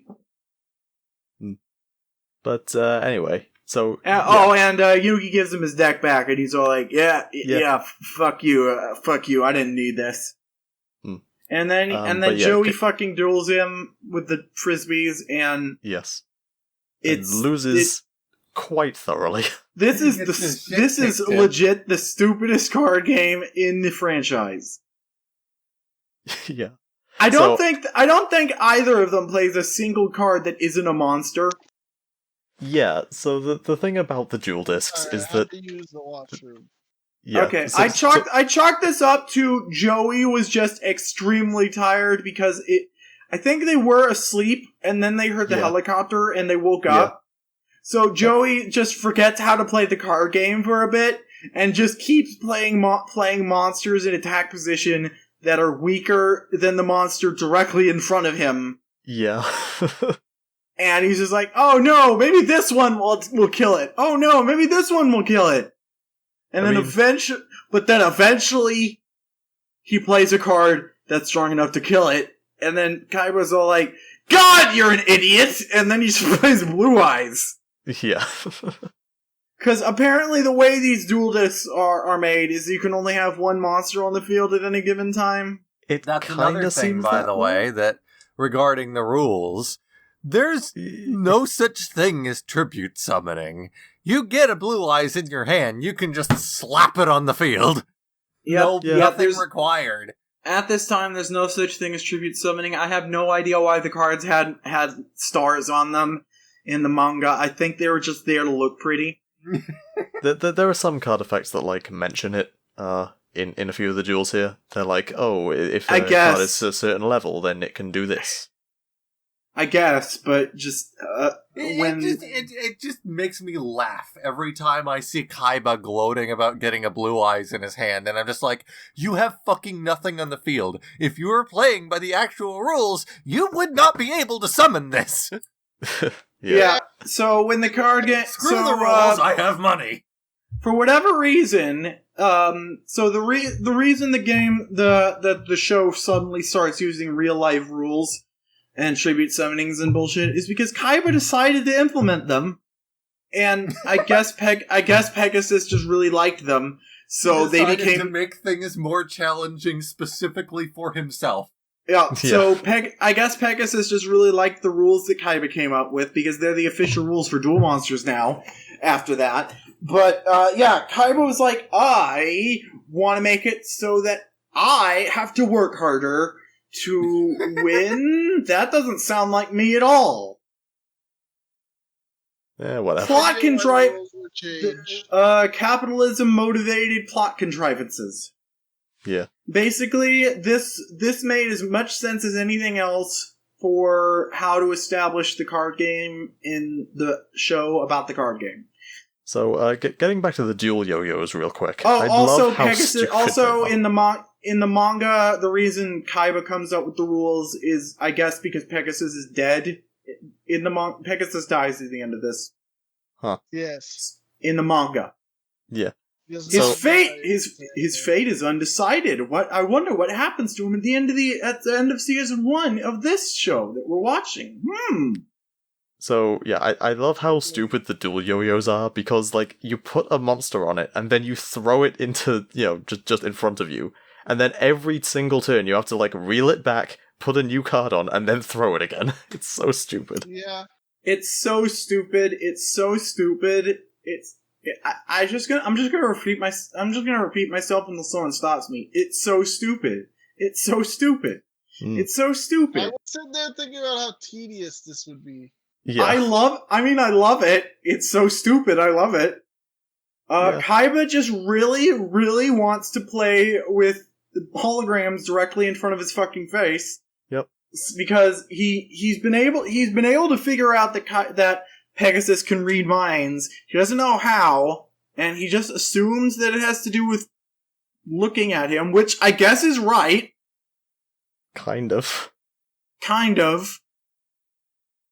I mean, I don't know if holograms would actually, like, they are hard light holograms, so, like, they look solid in person, I guess. Yeah. So maybe if Pegasus couldn't see Kaiba's face, maybe it would prevent him from reading his mind. Maybe. But anyway. Yeah, so Joey's strategy of attacks monsters that are stronger than mine over and over again doesn't work, and so Kaiba's all like, "Wow, Joey, you really do suck." Mm-hmm. I mean, you're Kaiba, a loser dog. I mean, Kaiba, it's really late. Why are you gonna judge a guy for playing card games badly? You woke him up with your helicopter? Where does he even get a helicopter? Where did he get a helicopter? Then he calls him a dog, and then Joey mopes around for a bit and then gets kidnapped. Did Kaiba steal a helicopter? Maybe. Kaiba is on the run from a hostile takeover. A very hostile takeover. I don't think hostile takeovers are meant to be this hostile, but yeah, Kaiba's like running from people trying to shoot him with guns. So I guess he steals this helicopter. I guess. It's great. But anyway, next episode. So, yeah, Joey's moping around. He's like, I'm bad at card games. I'm bad at card games. I'm gonna go pee in the river. Yeah. And then a couple of goons working for Bandit Keith come up to him, and they knock him out and drag him into a cave. We forgot to mention who this guy even is. Oh yeah, Bandit Keith. He's like good at card games. He is apparently officially the best duelist in America. In America. But he was humiliated by Pegasus, who challenged him to a card game. And the inventor of the card game beat me at the card game. Gee, I wonder how. But then, Pegasus got a literal child to duel in his place and just follow some instructions, and that child beat Keith. So I like to imagine that the paper Pegasus wrote a list of every card in Bandit Keith's deck in order of when he would draw them, and that's why he freaked out so hard. It's holy shit! I really am the most predictable person in the world! Oh my god! Existential crisis, man! Well, that wouldn't quite work, because Pegasus can only see, what Bandit Keith knows, so he only knows what's in his hand, not in the rest of his deck. The point is, I want to believe that paper he wrote to the kid has just everything Bandit Keith is going to do this entire duel. And that's why he was freaking out so much, because you may know everything I'm going to do, but that's not going to help you, because I know everything you're going to do. Strange, isn't it? Now, when I was a kid watching this on live television without being able to pause, I didn't notice, that kid played a weaker monster than Keith and won the whole duel. on the first turn. So Flying Elephant only has like 1,700 attack points or something. It's a low amount. And Garnicia Elephantis is like one of the most powerful beast monsters at this point. At this point in the game, it's like one of the strongest ones. How the fuck? So, Flying Elephant hadn't been released until literally the year before the live-action Dumbo remake. I knew it. I called it. I always knew that Konami would release that card specifically as a tie-in for Dumbo, and they did. Because, so Pegasus really likes, Western animation. So every card that he plays, and everything that he does and says, is either really creepy, Faceless Mage, Illusionist Faceless Mage, the fucking 3-headed mannequin, or fucking Western cartoon character, like the fucking Funny Rabbit, and fucking Flying Elephant. So when Flying I like Elephant, to think that if it was made in 2020, instead of Funny Rabbit, it would be Big Chungus. Yeah, so that card was based on. Now we know what the thumbnail of this episode is going to be. Well, that character is based on Bugs Bunny, so yes. Pegasus laughing at Big Chungus, or it's just straight up going to be Big Chungus as Pegasus. that character was based on Bugs Bunny, and the monster version of Funny Rabbit was the first card the first normal monster in several years to have been given a holofoil rarity. Just the name was in holofoil. The rest of the because like they want to make this card hard to find for collectors. They don't want to waste too much foil on this. It's just a normal ass card. No one cares. But yeah, so like Pegasus really liked Western animation, and so that's why he has a Dumbo card. When they finally made the Dumbo card, they'd had about 17 years to figure out how the fuck we're gonna make this make sense. They failed. So Flying Elephant does have a dual winning effect. Like, it has a very simple effect that if it takes effect damage and then does battle damage to your opponent, you win.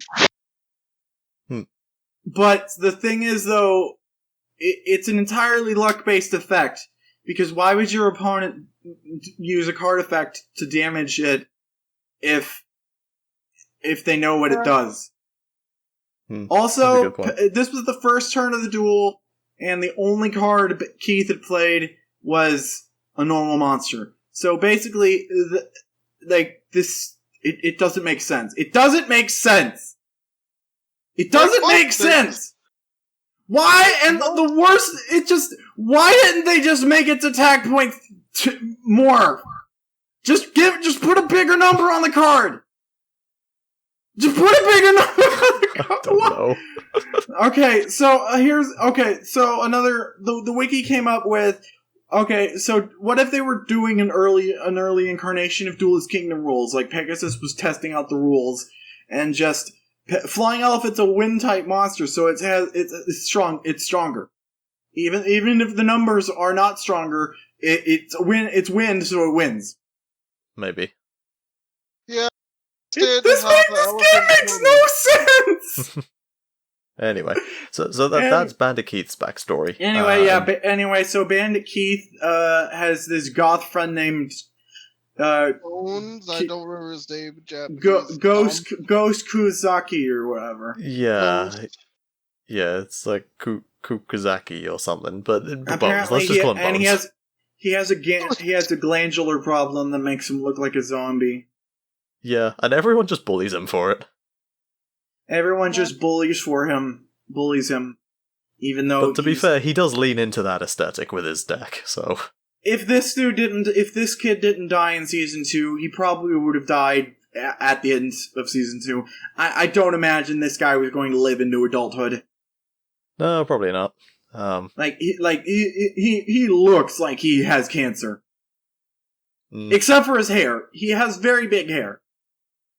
Well, His hair is about as he basically has the same hair as Yugi, but the rest of him looks like he has cancer. So, okay, I got to question Bandit Keith's strategy here. So, what he's got is his goons, his gang of goons, and he gets them to kidnap Joey so that they can duel him in a duel arena that's favourable for Bones' cards. Why not, after you knock him out to kidnap him, just take his star chips? Well, see, because... Okay, so, as far as they know, when they get to the castle, they need to play by the rules because of all the armed guards. So, they probably figure they might as well play card games to practice.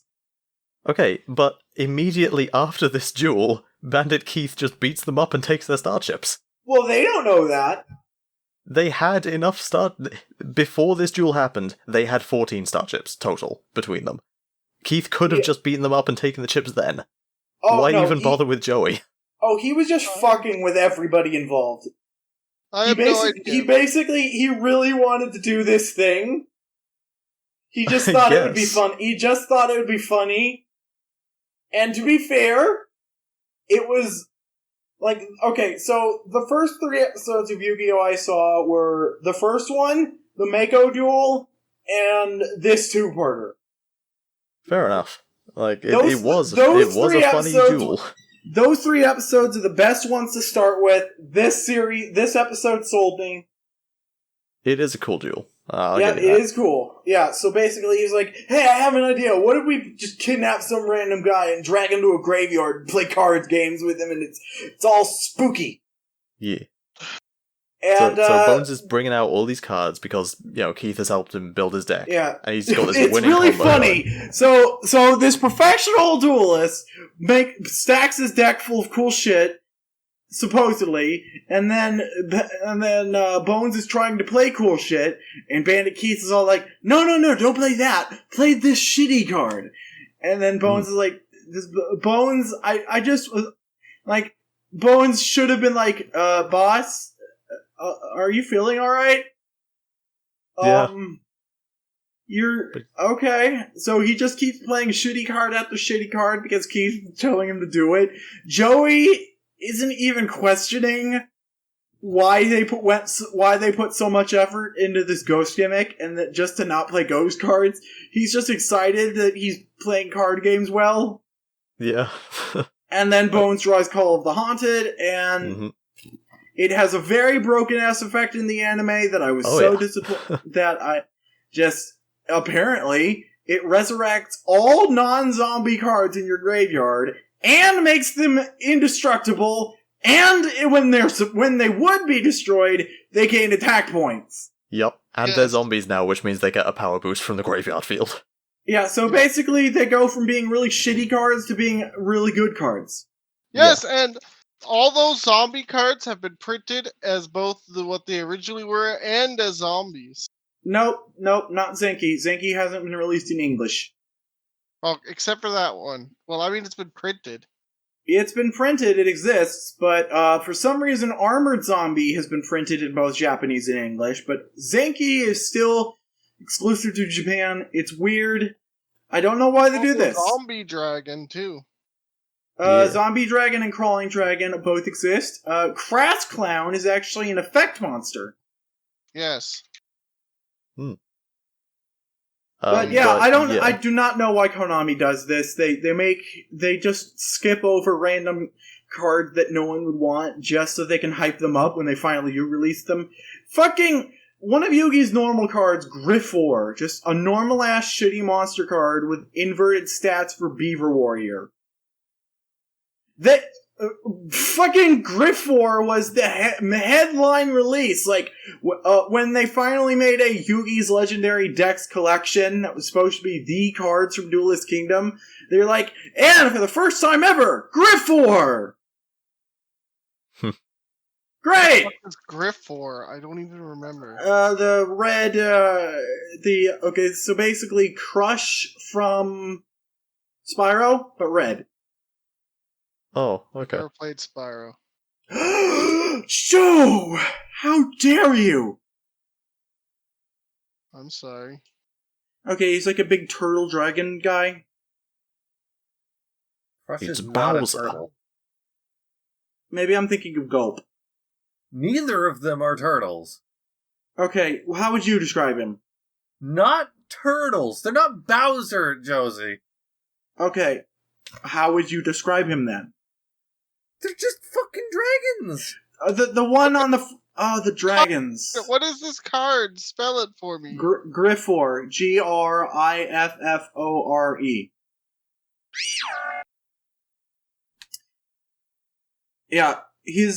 Yeah, so like they were hyping up this box of cards used by Yugi, and for the first time ever in English, Griffor.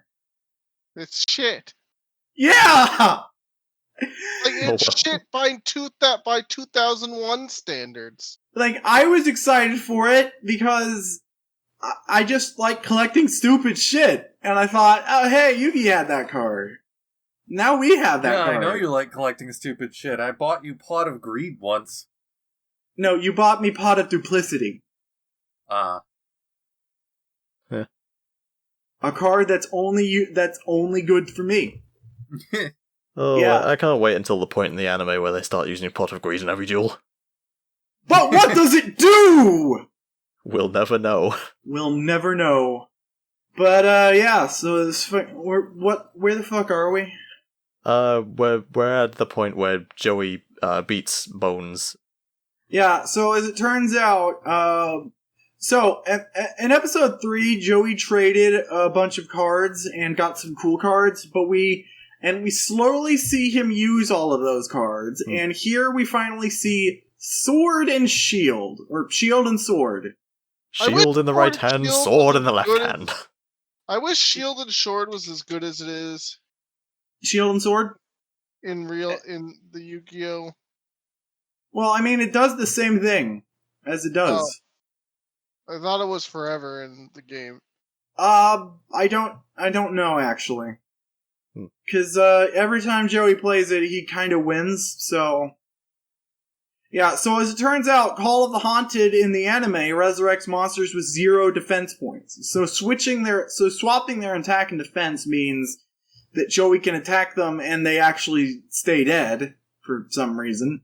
I guess if they have 0 attack points, they stay dead. Yeah? I mean, yeah. I don't know why. And since I don't know why they threw that detail in there, because he would have won in one turn anyway. And since they are they are in attack mode, Bones' life points go down. And then Bandit Keith gets bored because his lackeys are not good at card games, and beats them up, and also pushes a big rock in front of the cave entrance, so Joey and his friends who are there now are all trapped. Yes. Yeah! I almost forgot that in that duel, Bones played Pumpkin, the King of Ghosts, which has which has another card called Pump Princess, the Princess of Ghosts. You should show that. I'm gonna look it up because this is the first time I'm hearing of it. I hope she came out a long time ago, and it sucks. Yes. So I hope she have the titties. it's a pumpkin. We can only hope. I know, Pumpkins Joe. can have I titties. know, Joe. I want the pumpkin to have titty. I know at least one pumpkin that has an OnlyFans account. The pumpkin do not have titty. Do I want to know? The Yes. pumpkin do not have titty! Am disappoint! I'm putting it on screen. Oh! Okay, so apparently Pump Princess actually does... it seems to have the anime effect of Pumpkin, so that's neat. Or at least an homage to it. So, as we mentioned before, Pumpkin and Castle of Darkness or whatever, they work together, even though they don't in the anime. I don't know why. I don't know why I don't understand either. I don't know why Konami does this. I don't know why they do this. Just make the cards do what they do. It's not even that good of an effect. It's like, it makes zombie monsters stronger every turn. Who cares? It'll be banned in tournaments anyway. Yeah, like the cards that the overpowered cards in the anime, they are actually banned in official tournaments. It's just Duelist Kingdom is an exhibition tournament. The rules are they don't have ban lists in the tournaments that we see in the show, but they do have them. This is just Pumpkin's effect isn't even that good. It just happens to work really well the way Bones is doing it. And Castle of Dark Illusion's effect isn't really that good, but it works when Panic does it. It's like, but these cards don't work like this. It's just stupid. Anyway, so now all the guys are trapped underground in a labyrinth, and they gotta get out. But luckily, Bakura has the Millennium Metal Detector. Yes. Yep, apparently the Millennium Ring special power, because they all have unique powers, and this is Millennium Rings, it can find things. Yes. The prongs on it stab into the wearer, but when they're not stabbing, they either float like fucking wind chimes, or they point to whatever you want to find at the time. Yeah. Which Usually in this case is a way out. Usually Millennium items, but according to Liam, who's watched ahead, apparently there's a point that I must have forgotten where he uses it to find something that's not a Millennium item. Consistency, what's that? Who cares? Who cares? Anyway, so he leads them through the caves and into a mysterious-looking room. And maze. Yes. And in this room are two guys, the Two bald Labyrinth guys. brothers. Or, The two bald in guys. English, they're called the Paradox Brothers. Also, they only speak in rhyme. In English, no. yes, they only speak in rhyme in English, in addition to finishing their sentences, which they do in both versions. Because Also, the worst thing ever. Also, again, consistency, what's that? They are player killers, which means they should take all of the opponent's star chips if they win, but they're betting star chips? Yeah. Who fucking knows? That's kind of So weird. The Paradox Brothers, they slap down Labyrinth Wall, and unlike in real life where Labyrinth Wall is just a monster with 3,000 defense, it turns the whole field into a maze. Which, again, it's a thing that cannot simulate. He fuses the Shadow Ghoul with the maze, and now the Shadow Ghoul is part of the maze. Yep, not a card, not the way it works. Okay, Labyrinth Ghoul. This would be cool. What if it was what if its effect was you could attack with it while it was in defense mode? That would make it actually a good card. No. Anyway, yes. So basically, the gimmick of Paradox's Duel, which, by the way, they have to do because it's the only way to get to Pegasus' castle from underground, is that they have to tag duel, and as soon as Labyrinth Wall is slapped down and it makes the field a maze, every character has to walk through the maze and find other. Every monster has to walk through the maze and find another monster and fight them. And they can only walk the amount of spaces equal to their level. Yep, and, this is the most evident reason for the stars. Just for this one duel. Just for this one duel. Until season 2. I think originally it was just designed to show how powerful they were. Yep, Yeah, so Wicked Worm Beast, a show that was in the season 0. Was it in the episode or the movie? The point is, I really like the design of this card because it's creepy as shit, but it's never played in Duel Monsters. It's only ever seen in this explanation for how the fuck Labyrinth Wall works. I've tried really hard to come up with a way to apply this effect to the card game. It doesn't work. I don't have to do anything to make Catapult Turtle make sense. because like the visualization didn't make sense, but the actual game effect does. So it's fine. Labyrinth Wall, there is no way to make this duel make any sense. No. There is no way to do this with a card game. No. So, speaking of things not making sense, the Labyrinth brothers, right? At the beginning of the duel, they say, one of us will tell the truth and the other will tell lies, and then they immediately drop that gimmick. They immediately both lie, and they drop. Yeah, they drop it completely. But even if they didn't, they just are both lying. Yeah.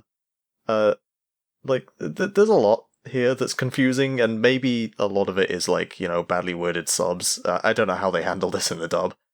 But it's the same shit. Yeah. I just choose to forget everything that actually happened. And just assume that they did the Samurai Jack thing, because there was an episode of Samurai Jack where he had to confront this exact problem, and the question that he asked to get the correct answer was, if you were your brother, which would you say is the magic worm? And so then he picked the opposite of the one that they told him, because the truth one would say that they would say the lie one, but the lie one would lie and say that they were the lie one. So the true one is the lie one. Fuck it. And then the worm just ate him because they were both liars. Okay. That was a weird episode of Samurai Jack, let me tell you. Anyway, so the duel sucks. I mean, it's awesome, but it makes no sense, and all of the Labyrinth Brothers cards don't have to play by the rules of the maze, except for Labyrinth Think, I guess. All of them are able to just attack whatever monster they want whenever they want. And now we're going to see one of the worst cards ever, by the way, is coming up. Oh. Gate Guardian! Yes, Gate Guardian. Yeah. It's fucking... They haven't retrained it yet. I'm waiting for a new version. It would work so well as an Ixies! Spoilers, these two show up in Yu-Gi-Oh! GX, and their cards from that haven't been printed yet either. Gate Guardian would work so well as an Ixies monster. It functions exactly like an Ixies monster does. Yeah, so basically, eventually, after playing a bunch of shit, they play these cards. What are they called? Suijin? Kazujin, Songun, and Suijin. Yes. Yeah, the three and gods. basically, they fuse together to make the Gate Guardian. And in the anime, what Gate Guardian does is he has a huge attack score and he can throw up walls to protect each other.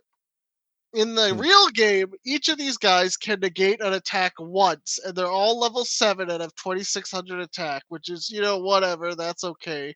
This card... Gate Guardian is it's not a fusion monster, no. You tribute those 3 guys, which are all level 7, so they all require 2 tributes to summon him. And his effect is nothing. Gate Guardian would work so well as an Ixies monster.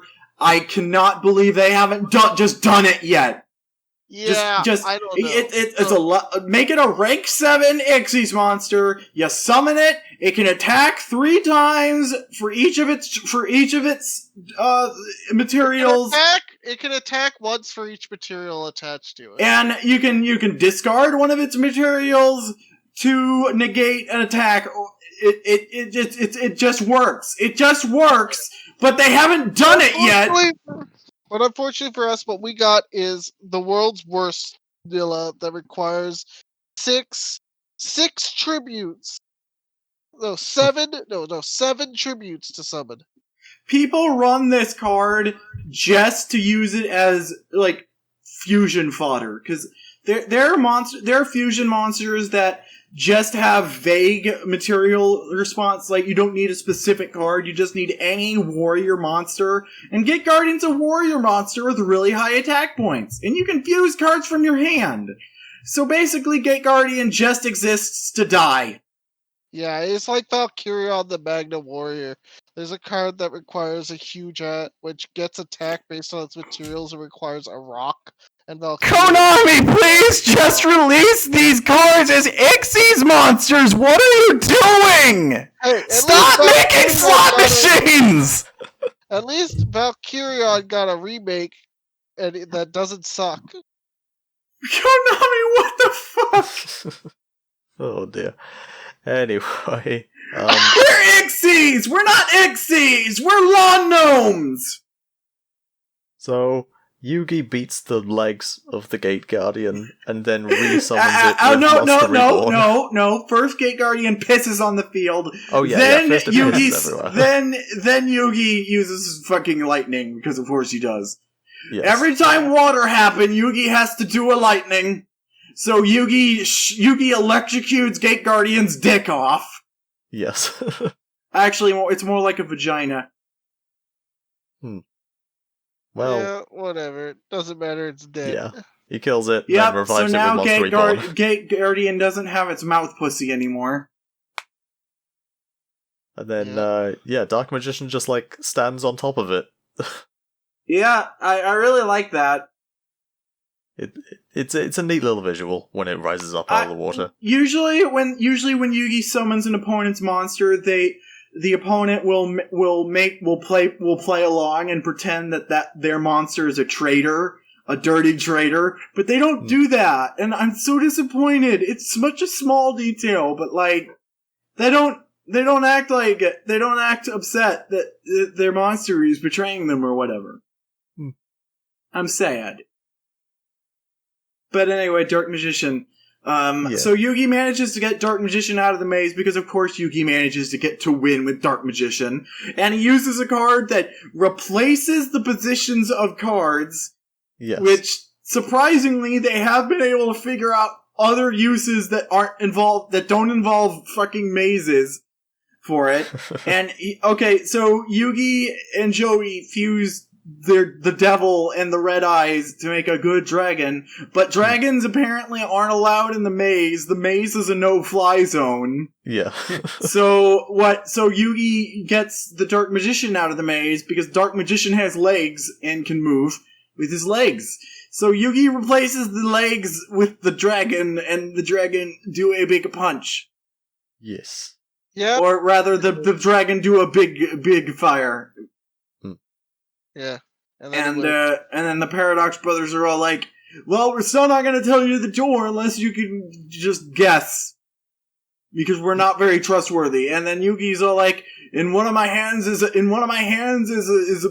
circle, and in my other hand is a double-sided circle. Which hand has the circles? Yeah, this made no sense at all. I have no idea what I'm looking at. I have no idea. None! So he had 2 coins, one of them said, like, one door, the other said both doors, like, one on each side, and he opened up one of his hands and it had the door on it, and he said that door, and they said, no, it's the other one, and so he said, oh, I guess they're both wrong. There are so many things in this show that are stupid that can easily be reworked to not be stupid. This entire episode is not one of those things.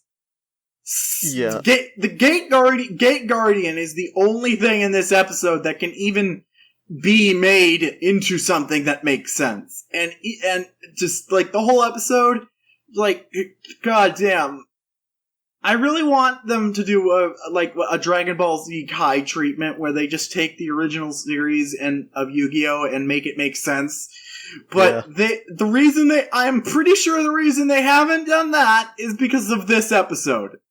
This 3-parter, you cannot make it make sense. I have tried, and it doesn't work. There is no logic to be found here. Nope. None of it! It's just Egyptian magic. They're not even playing a card game! It's a board game!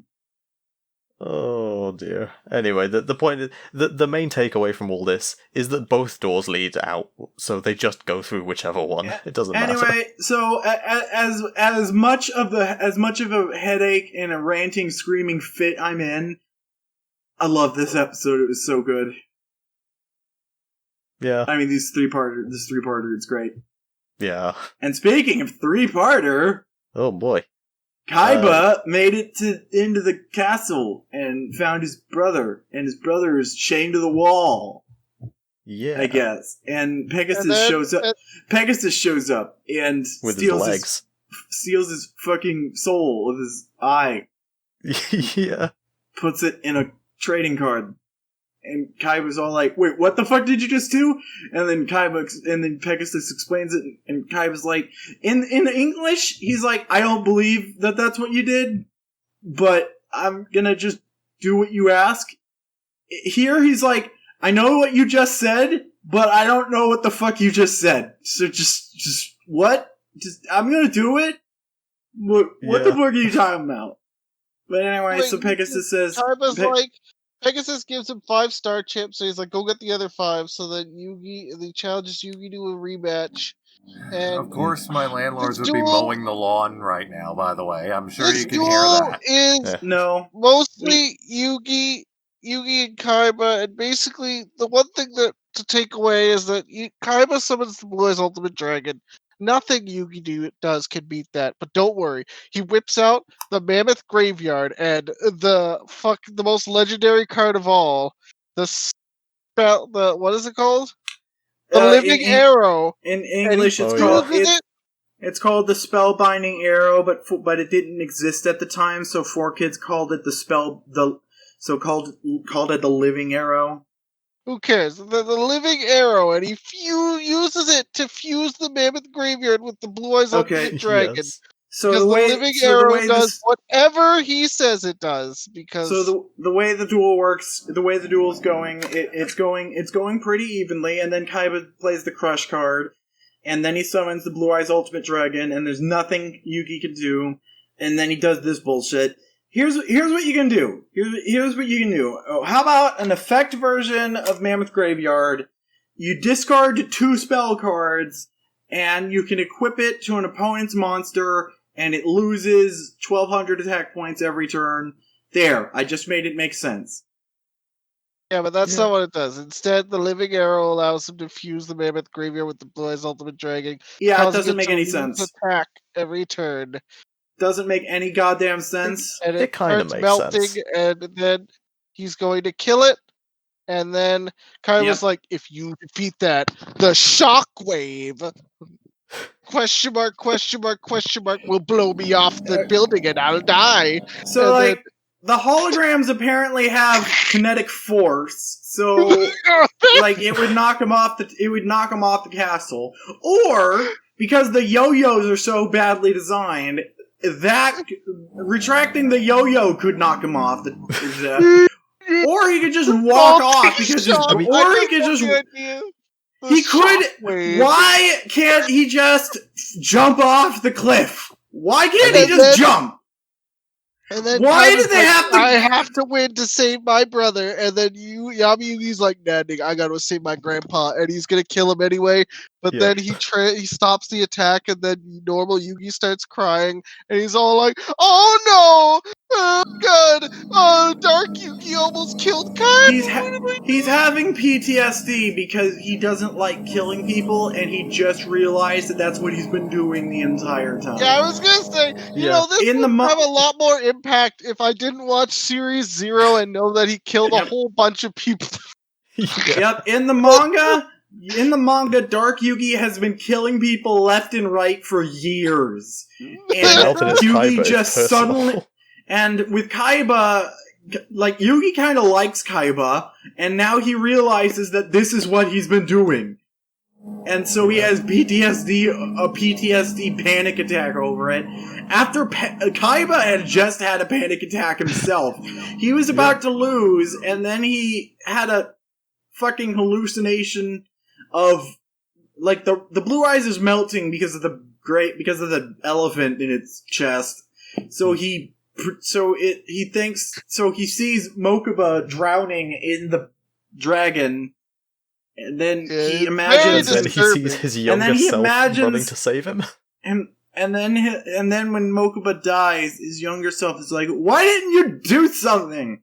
And so Kaiba actually walks up onto the ledge of the castle and is like, "Yugi, if you beat me, I'm going to jump."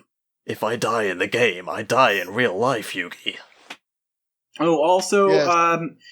Kaiba summons the Blue Eyes Ultimate Dragon, and before Yugi does this fucking bullshit with the graveyard and the arrows, he says, I have drawn my trump card. Oh, yeah. The best card in my deck. A hairball that my cat coughed up last this week. This is the best thing in the entire fucking series to this point. I summon fucking infinite I Karibo. summon the hairball my cat coughed up last week! The best part is, this isn't the only time he does it either. No, we'll see that later. Yep, and neither Karibo or Multiply work like this. It's okay. It's cool. Yep, there is a card now. There is a retrained version of Karibo that does work, like sort of like this. Multiply, like it's too broken. Multiply really is a very good card in the anime. In the show, in the card game, it just summons identical token monsters to Karibo. It should also be mentioned that the whole reason this happened is because of Crush Card Virus. Yep. Yeah. Yugi was like, which is okay, a very I can't. shitty card in real life. I was very disappointed to find that out. Yeah, they watered it down because it was too broken in the anime, and then they watered it down more. Because it was too broken in real life, too. Again, it would probably have been banned in universe. It's just they were playing traditional format in every duel we've ever seen in the show. I think people would have been okay with Crush Card Virus being banned, but Konami was worried that no one would buy a banned card, even though Cyberstein, okay, so people that play the Yu-Gi-Oh! Video games know Cyberstein as the card Kaiba plays. He never plays it in the anime, because the anime, it would not work. What you do is, you summon it, you pay 5,000 life points, and you can summon any fusion monster, just for permanentlies. And so Kaiba will play this first turn, summon a Blue Eyes Ultimate, play Megamorph, which doubles the attack points if his life points are lower, and then he attacks you, and then he wins. And that's his first turn kill. It wouldn't work in the anime, because you gotta pay 5,000 life points. No one got that. So that's why it's a video game exclusive strategy. Cyberstein was banned like immediately, but but when it was first released, it was so rare that people were paying tens of thousands of dollars for this card, and Konami's worried that people won't buy Crush Card because it might be banned. Konami, what the fuck?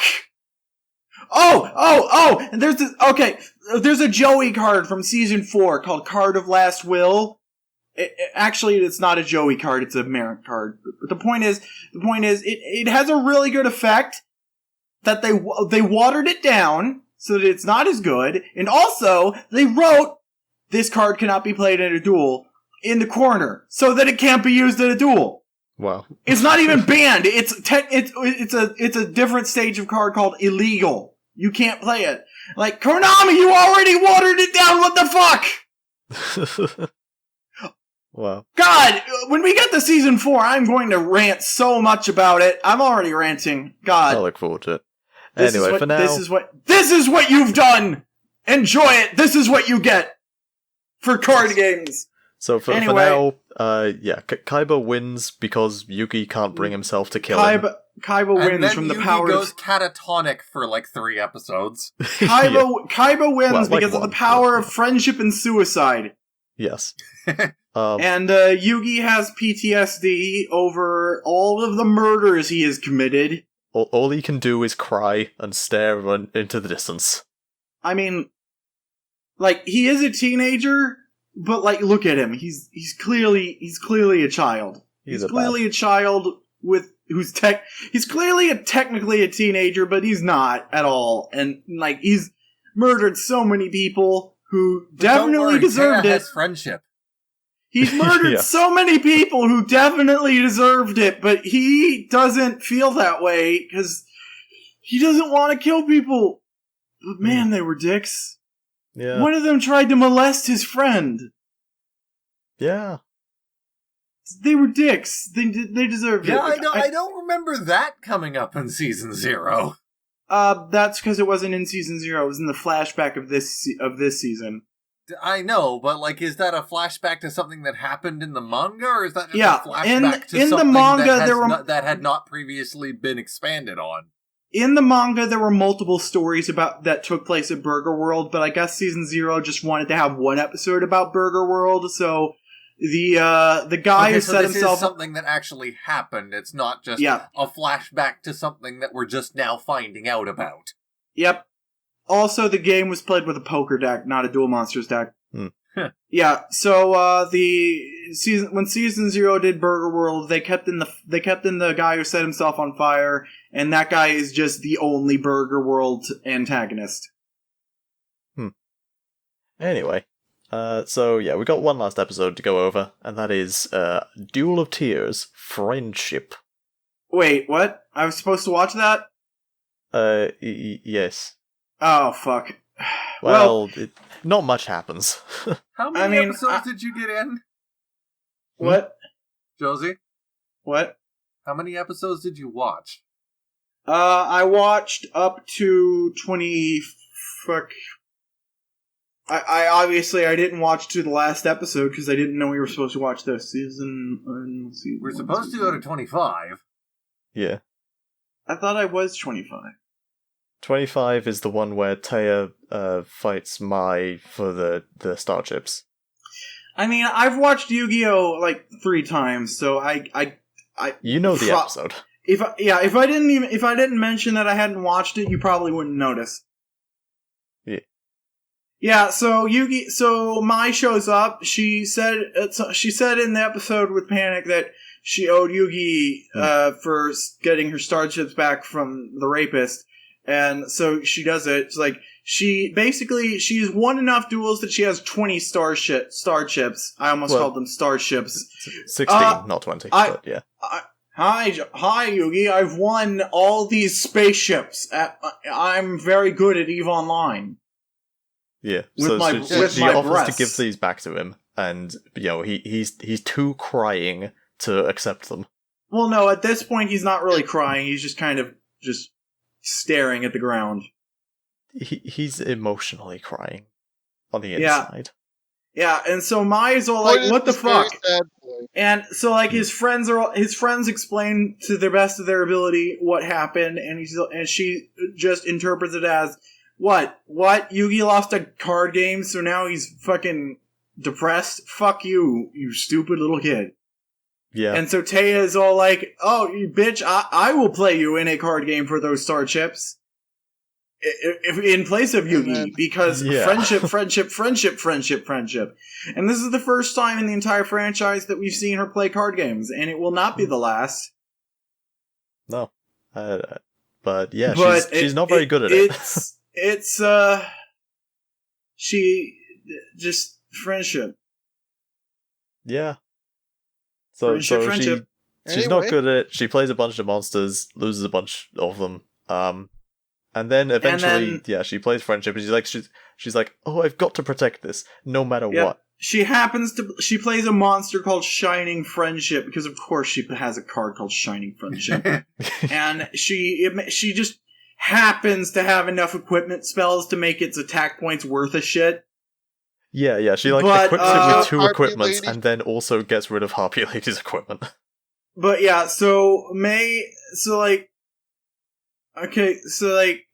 Taya's all like, friendship matters, friendship, blah, blah, blah, friendship. And Mai is so heartwarmed, I guess, by this annoying ass friendship speech that she draws Harpy's Feather Duster, which would immediately destroy all those equipment spell cards, but just decides to surrender the duel instead because... Friendship. I'm surprised they haven't printed the human version of Shining Friendship as a card. Yeah. They did that with Harpy Lady. They printed a version of Harpy Lady that already has cyber bondage on. Yes, they did. But It's they called haven't. Cyber They haven't done that with Shining Friendships. Shining Friendship is a real card, and I think all the equipment spells are real cards. Yeah, But the actual monster that it turns into is not. But Strange. just it's so I think it's because people are really annoyed with the friendship thing. But Konami did make a friendship card, like a card called Friendship, and Yeah. it's one of the few cards that has characters from the anime on it. The artwork is Yugi and Joey shaking hands because Yugi and Joey's names are a pun this whole time. Yep. Yujo in Japanese means friendship. Well, would you look at that? Yep, so the card is called Yujo Friendship, because in Japan, a pun is just when you say two of identical words that mean different things. That's what a pun is in Japan. In America, a pun has to be that, but also a joke. Not in Japan. But, Anyway. yeah, so now Yugi has all the star chips, and his friends have made him... His friends have made him not sad anymore over the killing that he did. Yes, he's back up and running. So He's back up and... to recap, the end of this, Yugi, Joey, Mai, and Bandit Keith and Kaiba all made it to Pegasus' castle. Exactly. Yep. I don't think anybody else did. And one of them will die next week. Bandit Keith. Yep. Oh, no. Well, yeah, oh, you know what? A lot of them will die, actually. There will be many deaths in this next recording. What if everyone dies? Oh, everyone does die. Part 6 of Yu-Gi-Oh! Yep. I guess we'll get to that. There's going to be deaths everywhere. I love Yu-Gi-Oh! And even though I complained about it constantly because of how little sense anything makes, I love it. I unironically love it. You know what? Same. Me too. I love this, but truth be told, it frustrated me how little sense any of the quote-unquote rules made. So the biggest problem is that if somebody more competent developed the card game, they would have to reprint literally every card because Konami's name is slapped on the back of the trading cards. You need to remake the card game. It's just this show just doesn't make sense. Even if this was even if the field power bonuses and everything, and they all have the effects, it still wouldn't make sense because there's just too much role playing involved. How are you supposed to? The Castle of Dark Illusions is the best example because it makes no sense. There needs to be. Panic would have had to agree to what happened for it to have happened because there needs to be a Dragon Ball Z Kai edition of Yu-Gi-Oh! But there's no filler in this arc. See, the thing is though, it doesn't need. It needs to be streamlined because if they made a remake of this show with the real rules, that'd be cool. Yes. Would be Series 7, but you could make everything with the real rules. Nothing would ever happen. No, they don't need to make it. They don't need to change and we could get actual card versions of these cards. Okay, so here's what we can do. We can have it so that it's the original rules except for tribute summons. It's the real rules except for tribute summons, and then they can make everything make sense except for the tribute summons. No, they just have to redo. It would just be they would just end up redoing everything. You could have to rewrite every duel. There are very easy ways to make everything except the Paradox Brothers make sense. Well, I mean, that duel in and of itself was special, so that one is actually one of the few duels in this. I love that. Made sense. There's no way to make it make sense, but I love it. No, I mean, like, it made more sense. Like, the rules were stated and they followed. There was no weird role playing. There was a bit of weird role playing, but not much. So Yeah, also, not like, compared to this. as Yeah. as annoying and frustrating as it is that that what would previously be unrelated games in the manga are now always Duel Monsters all the time. Capsule Monsters, Duel Monsters. Dungeon Dice Monsters, Duel Monsters. Dungeons and Dragons, Duel Monsters. Every game, poker, Duel Monsters. Yeah. Fucking poker. As annoying as that is, I think the Monster World adaptation in this season was really good because they put more effort into it than just, okay, Dungeons and Dragons is Duel Monsters now. Now, there will be an arc in this season that's just, okay, Dungeons and Dragons is Duel Monsters now, and that's annoying. But this they put effort into. Like, okay, what if instead of just making this episode, but everything is Duel Monsters, what if we make the episode again, but they're playing Duel Monsters, and it's actually a duel, and it works. And they put effort into it. I still liked Dark Master's work. So I really like Zork and kind of wish that he'd been in the episode, but like they did try to abide by some rules sometimes. So Zork wouldn't have worked because he has too many attack points. Well, the card I don't think the card existed yet. So actually, probably didn't. Dark Master Zork's card was released in Season 3. Okay. Season 3 was basically the Season 0 homage season. Yeah. So Dark Master Zork was released with his Season 0 design instead of his actual dual Team NOS design, which I hate. I like Season 0 design. Anyway, I like Yu-Gi-Oh! I'm glad we're doing this, and I'm sorry I talk too much. It's good. You're enthusiastic about it. I'm very enthusiastic. I love Bionicle. I love Yu-Gi-Oh! It's cool. Same. I'm not that all about Evil Dead like Liam is, but I'm gonna try to. I liked the Evil Dead movie. Wait, are we letting the audience know that we're doing Evil Dead for Halloween? I think we've mentioned it once or twice. Well, we're doing that. Yep. So, yeah, Yu-Gi-Oh! It's great. Next week, it's going to be the finals, or next, whatever our schedule is. You all know it by now, our schedule. Next recording is going to be the rest of Season 1, so episodes 26 to 49. Get ready, because the last couple of games Yugi ever plays that aren't card games is coming up. Oh boy. Except for a spin-off series and Season 5. He plays games that aren't card games in those. But, coming soon, the last couple of games Yugi plays that aren't card games. Also, murder! Lots and lots of murder. Everyone dies. Bringing sexy back. Anyway. He's bringing sexy back! We got a Dumpin' Mountain coming Considering back! that he just gets progressively more bondage gear as the series goes on, you're not entirely wrong.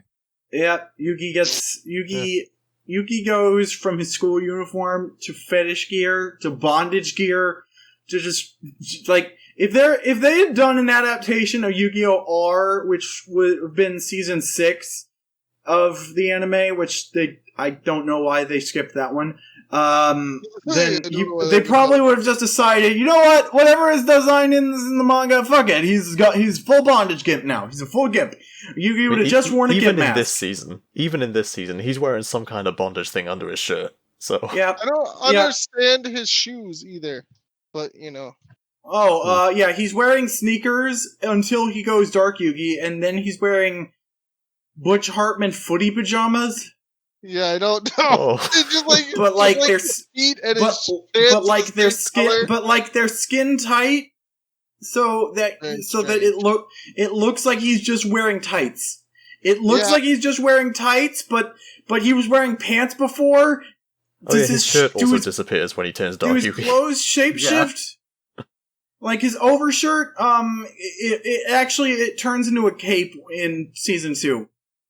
No, but he also has a white shirt underneath of that, and on top of the, like, strap thing. How have I never noticed that? That just straight up disappears. Yeah. What the fuck? There are scenes in this where, like, the camera doesn't even move off of him, and, like, it just cuts to him being Dark Yugi, and it's just gone. This is his Henshin transformation, and that sort of shit just happens in things like Power Rangers and all that. But, like, those are actual transformations. Yugi just gets older. Why does his clothes change? Also, why have there been reincarnations of Yugi for 5,000 years? Who knows? We'll get to it, I guess. Yeah. Anyway, we'll get to enough it for now. and be just as confused. Yeah, that's enough for now. We'll see you all next time with Thousand Eyes Potato!